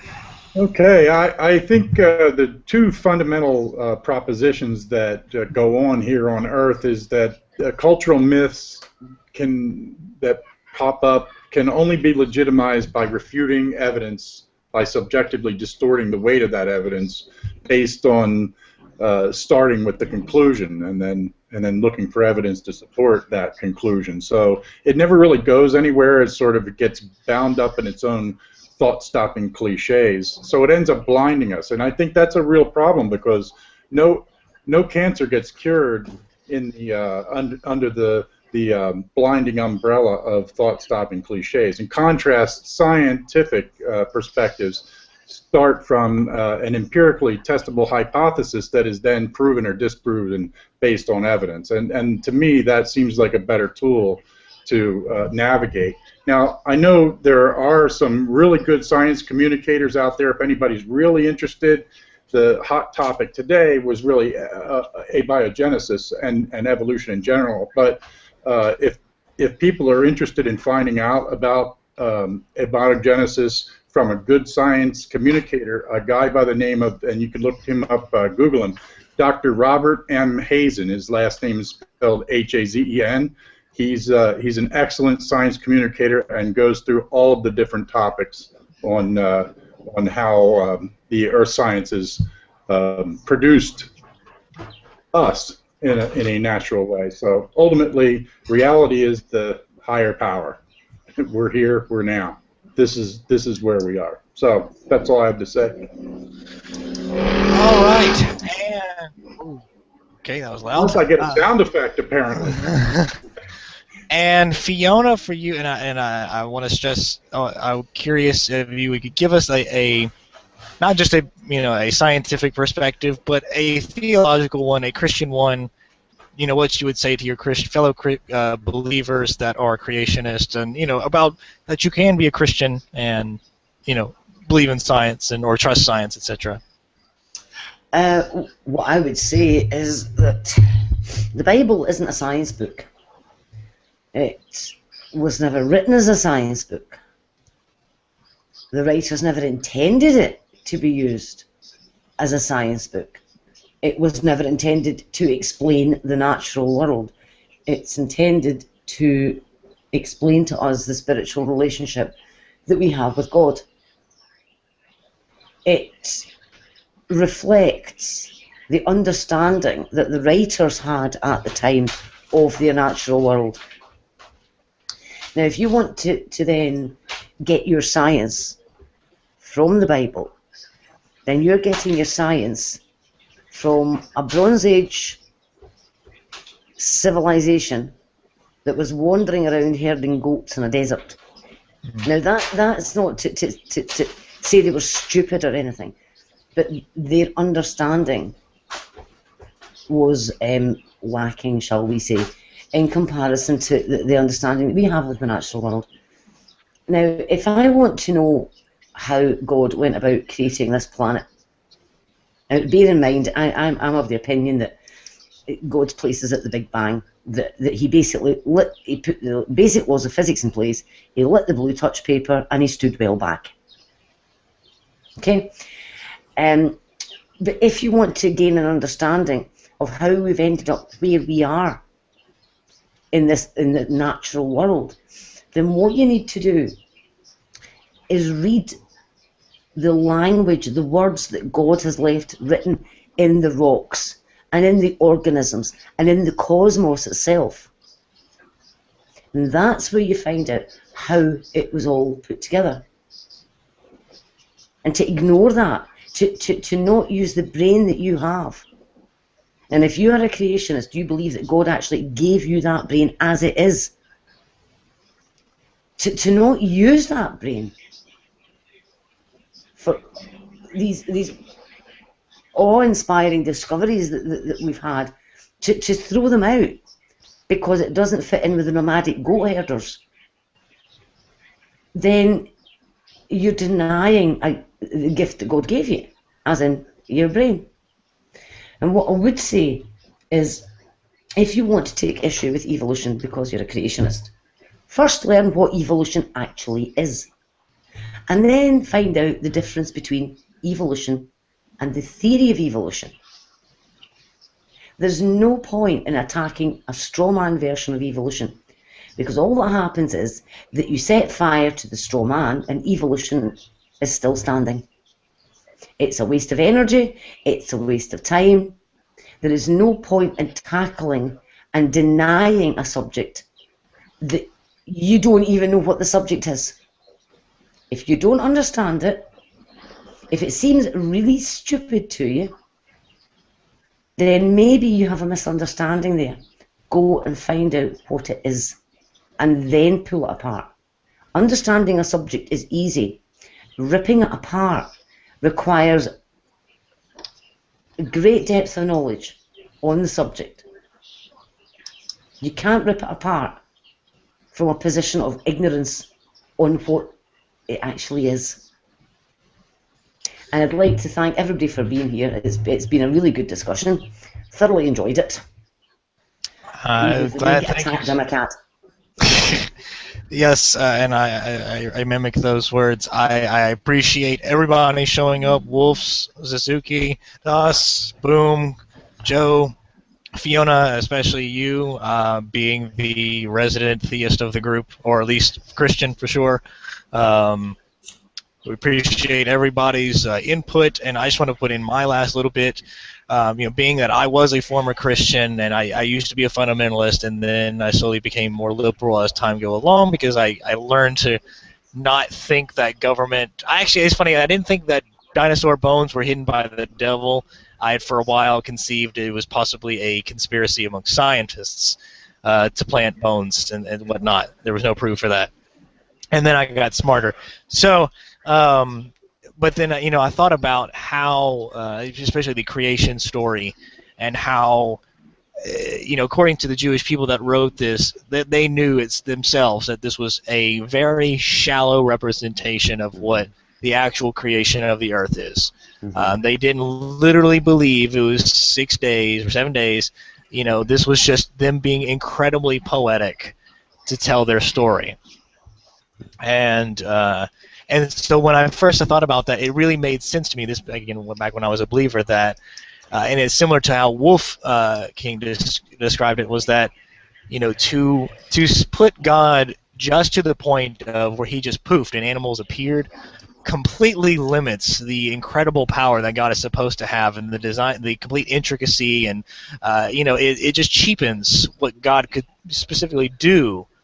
If you just say he just abracadabra and things appeared and all that stuff, it ruins the beauty of the entire experience, or at least the claim rather. So that's all I'm going to say on that. So again, thank you guys for showing up. Thank you guys for putting up with it for 3 hours of a whole bunch of sciencey things and whatnot. So that is it. This is the Atheist Chef and everybody else. Signing off. Peace. Cheerio.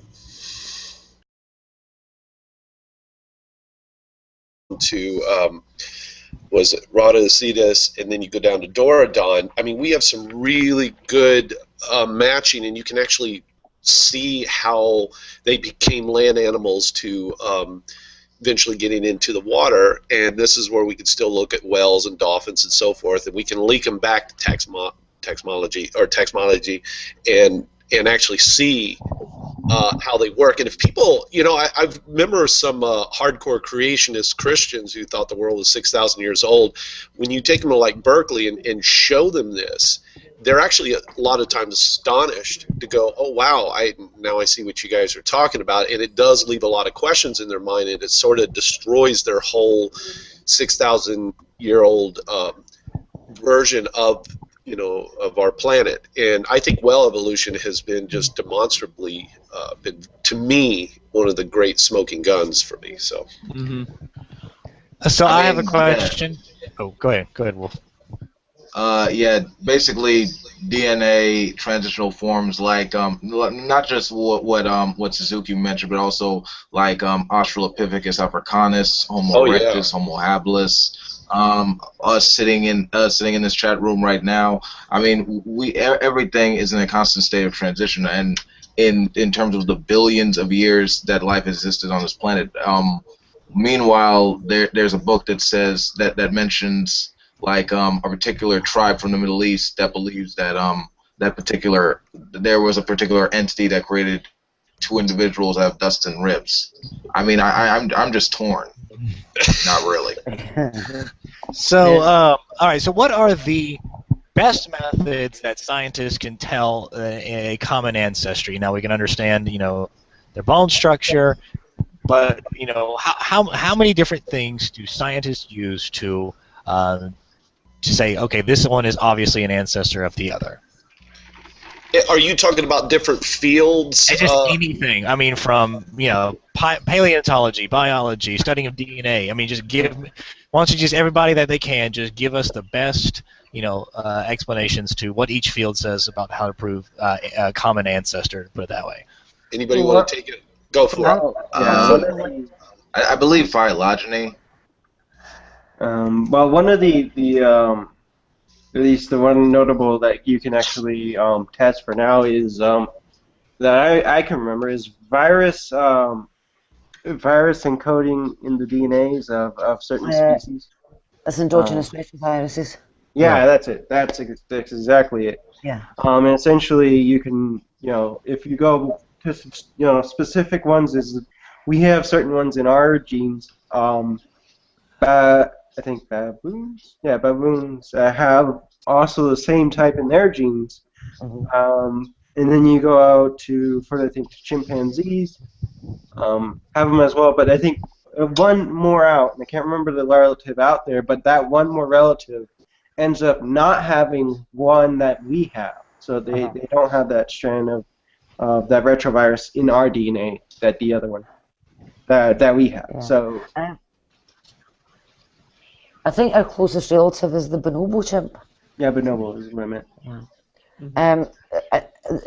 The smoking gun for me is the Gull-O gene and the inheritance pattern of the surogene. I think that for me is definitely smoking gun. Excuse me, guys. Hold on a sec. So we also have on top of that. Oh, he's back. Okay, go ahead. Can you go into a little bit greater detail about that, Fiona? I mean, give us a real layman's. And I'm having a hard time hearing her, and I want to be able to hear what she has to say. I have her loud as possible. So. Okay. I'm noticing I'm not getting green bars very well. Hold on. I'll check my settings because I've been having trouble with this.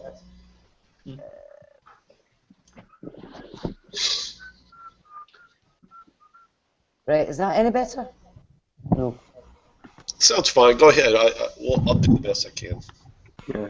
Just mute. How's that? And turn up the volume on your side, on our side. So just mute it and turn up your own volume. Is that any better? It's good. I can actually. Yeah, I think you're good now. Okay, the Gull-O pseudogene. The Gull-O gene encodes the final enzyme in vitamin C biosynthesis. And everybody knows that we can't make our own vitamin C. So, how was it created? Yeah. Right. Right. And when they say closed system, I mean, you know, that's such a broad thing from where I stand, because you can have a closed system in a laboratory, you can have a closed system in a big warehouse working on something, then you can have a closed system just in, as when I go for soil samples, you can have it in certain areas where you go particular amount of depth to go grab something, and you can consider that a closed system. But you can also say the universe is somewhat of a closed system, maybe, Well, to a point. I think the only, given our current understanding, the only truly isolated system, don't forget there's a difference between isolated and closed, the only truly isolated system, given our current understanding, is the universe. Exactly. Energy does not enter the universe, energy does not leave the universe. So that is the only truly isolated system. But we're into the second law here. I see. All right, and that pretty much covers the second law. We've covered now the first law and the second law. So Now, one thing to say about the second law is that when you talk about the thermodynamically isolated system, you're talking about no matter or energy can enter or leave. Yeah, and the Earth is an open system. It is. And the question that is always asked is, well, where is it getting its energy from? Well, see that big flaming yellow ball in the sky? That's where it's getting its energy from. exactly. And if you take a human being or an animal, you can basically make it a closed system by starving it. You can make it an isolated system if you starve it. And you get a brilliant demonstration of the second law of thermodynamics in action. If you starve yourself or an animal, it dies and turns into a little green runny puddle. All right, so we're going to move on to the next one. There is not enough intermediate fossils. This is, of course, between, you know, throughout history, throughout our evolutionary ancestry, there is not enough intermediate fossils. Wow, I would have to disagree. What the hell is not enough? Bullshit. No. What does it mean to when they say not enough? Because that's such a vague terminology.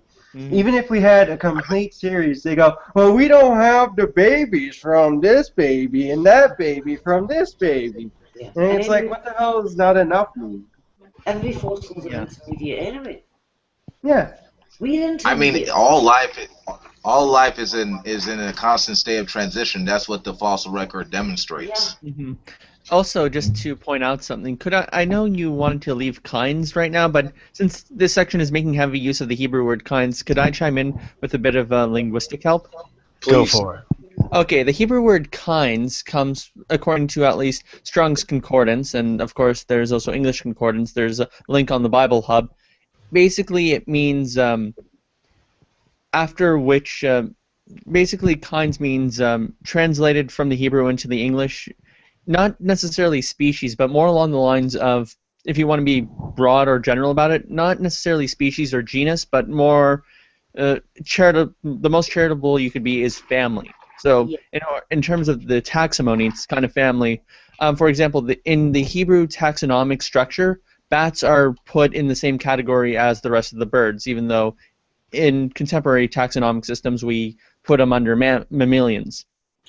So if we want to be as broad and general as possible, families would probably be the best way to do it. And as long as biologists do have transitions between one species in one family to one species in another, that's basically all you need. I think it's Ken Hamley with the family level as well, when he debated Bill Nye, which raised an interesting problem. Because if he only took either one pair or 7 individuals, depends on whether we're clean or unclean, of the hominid family, we have to assume that was Noah and his brood. So where did all the other hominids come from? Right. Right.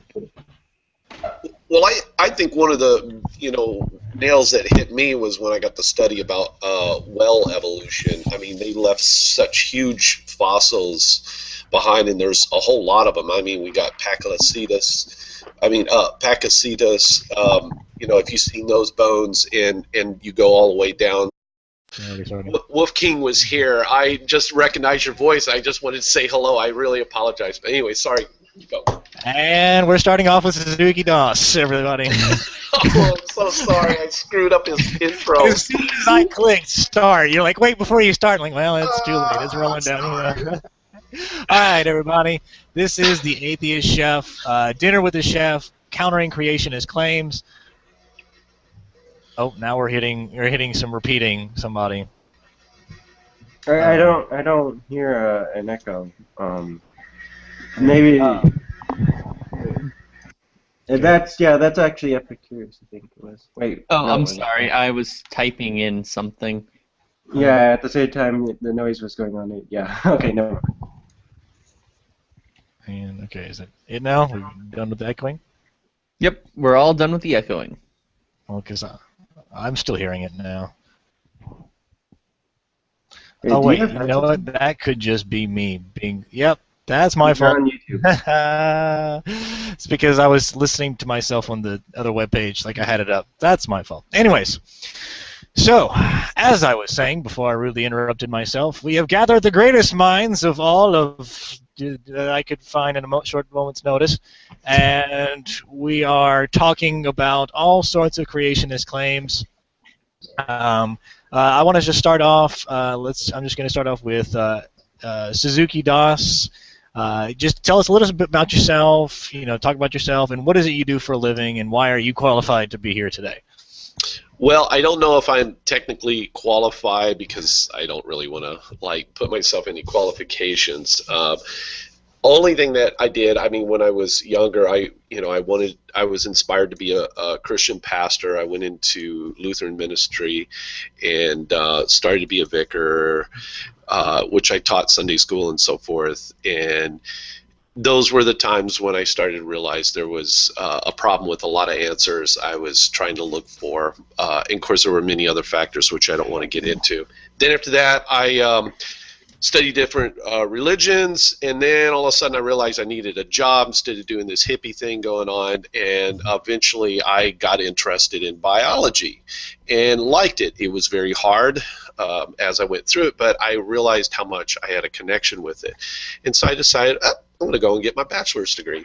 And then I got into the environment field kind of more as an accident, but I did it because I really wanted to, because I felt like I was wanting to make a difference, which I guess in some ways I have or not. And I've just been lucky. I guess what I'm really happy about is that I get to be around professionals in laboratories who actually do have doctorate degrees. And in the last 12 years or 13 or 14 years now, I kind of forget, I've just been lucky to have great information right in front of my hands when I need it, and great people who, when I need serious questions, can give me serious answers. So that's probably really my only qualifications, is that I have people outside of me who are professionals that can help me out in those things. And on top of that, I feel like for the years I've got to learn about biology, and it's always an ongoing process. I feel like the more I learn, the less I really know, even though that most people would say that I probably know than the majority that most people on a particular scale. But again, I come across some people who kick my butt in the process, so there you go. All righty, thank you, Dan. Wolf King, are you there? Wolf Yes, King. I am.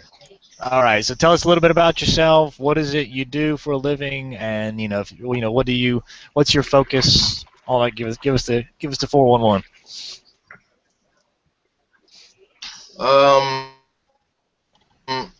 I was raised Southern Baptist. I never really questioned, the traditions that I followed up until my late teens, I suppose, when I watched Bill Maher's Religulous and research, and I kind of went on this progressive active free thought where I had to a Christian position to a deistic position, and an agnostic, then an atheist, then sort of on this free thinker like level. In regard to focus on evolutionary science, it's a rather academic, rather professional thing in that I learned the principles through anthropology and biology classes, and especially with in particular, I learned directly how to like the principles of DNA sequencing and how we actually use that to classify and group like organisms in terms of like how species diverge and the like. But and mainly my professional thing is really just like disseminating information. That's what I'm actually going to school for. Or I'm in basically that training to be a professional writer. Probably going rather informing people. And so it's sort of like in connection with what I do on YouTube. I religion, politics, science, pop culture, and that's pretty much it. And in regards to this, I like the real topic, like the fact that we're talking about like we understand it's not a matter of if, but rather how it occurred and evolution occurred, and what man in the sky that actually runs focusing on the merits of that idea. And I'm done. All right, thank you. And boom. Final thing, and Atheist Chef, thank you for letting me be on here. Thanks, man. You're welcome. All right, boom, your turn. Tell us a little bit about yourself. What is it? What do you know? We got a new revival, Fiona Robertson. Yay. Thank you for showing up. Let's see this, but we're going to continue, and I'll get to you in a second, Fiona. But for right now, boom, your turn. Well, I don't have any fancy degrees, you know. That I never decided to go pay for it, but however, I did accumulate a lot, at least the fundamentals on the processes of understanding critical thinking throughout high school, not from high school, but throughout high school. But it did give me a great understanding of biology and how biology worked, how it came together, different terminology through the advanced biology courses I took in high school.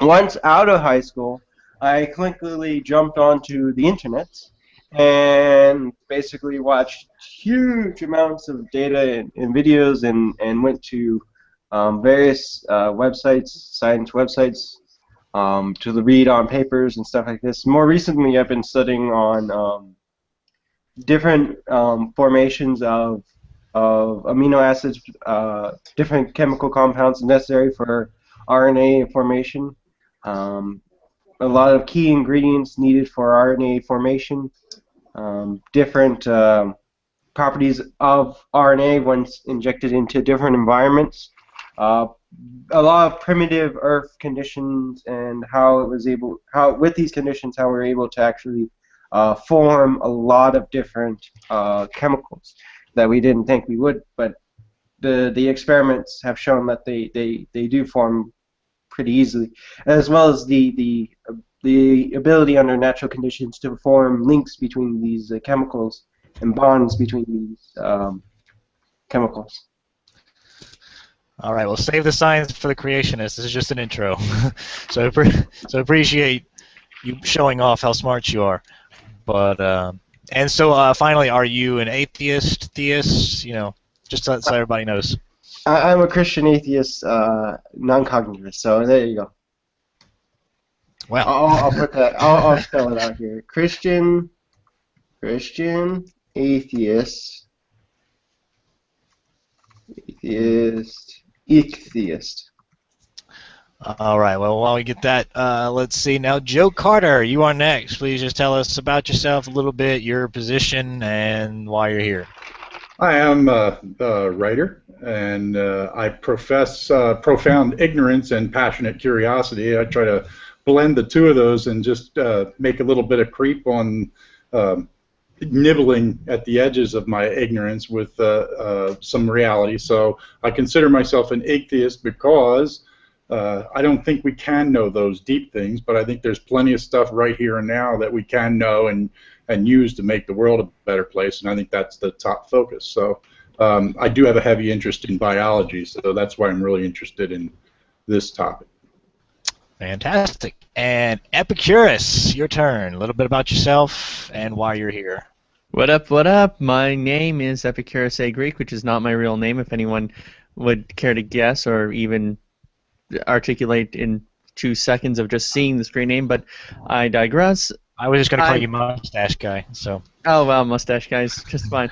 Basically, my background is non-biology, but it's mostly in the arts and humanities, but I'm here because apparently I heard it doesn't take a background in biology to oppone a creationist, so that works out just fine by me. I am a Christian, though. I'm Catholic. I don't think you need a young earth interpretation, and basically I think my background will still be helpful considering that they use a bit of biblical language here and there. I could kind of help parse that one out. Also, I have a background in philosophy, so I also know what they're trying to get at, and I've seen these arguments done before numerous times, as I'm sure you guys all have. So that's basically my background and why I'm here. All right, thank you. And finally, Fiona Robertson. Please just tell us a bit about yourself, your theological standpoints, and your work, and what is it you do? Okay, I'm a Roman Catholic. I'm also a scientist. I have now retired. Fiona, you're not coming through. Yeah, you're very quiet. I'm gonna try and turn her up. Is that any better? Much better. Yeah, I'm a Roman Catholic. I was a scientist. Retired now. Because I was scunnered with it. And the reason I'm here is because I am sick to the back teeth of hearing pseudoscience.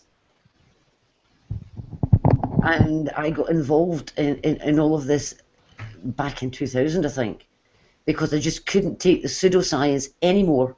And I thought, I'm going to make a noise. Can we get an amen, guys? Yeah. Amen. Just so you know, I just want to throw this in. There is a friend of mine who's he's evolutionary biologist and does I forget molecular biology, and he has a degree, and he's a Catholic too. So, anyways, done. Well, I did my first degree in applied biology. I did my master's in medical microbiology. I did my PhD in bacterial physiology.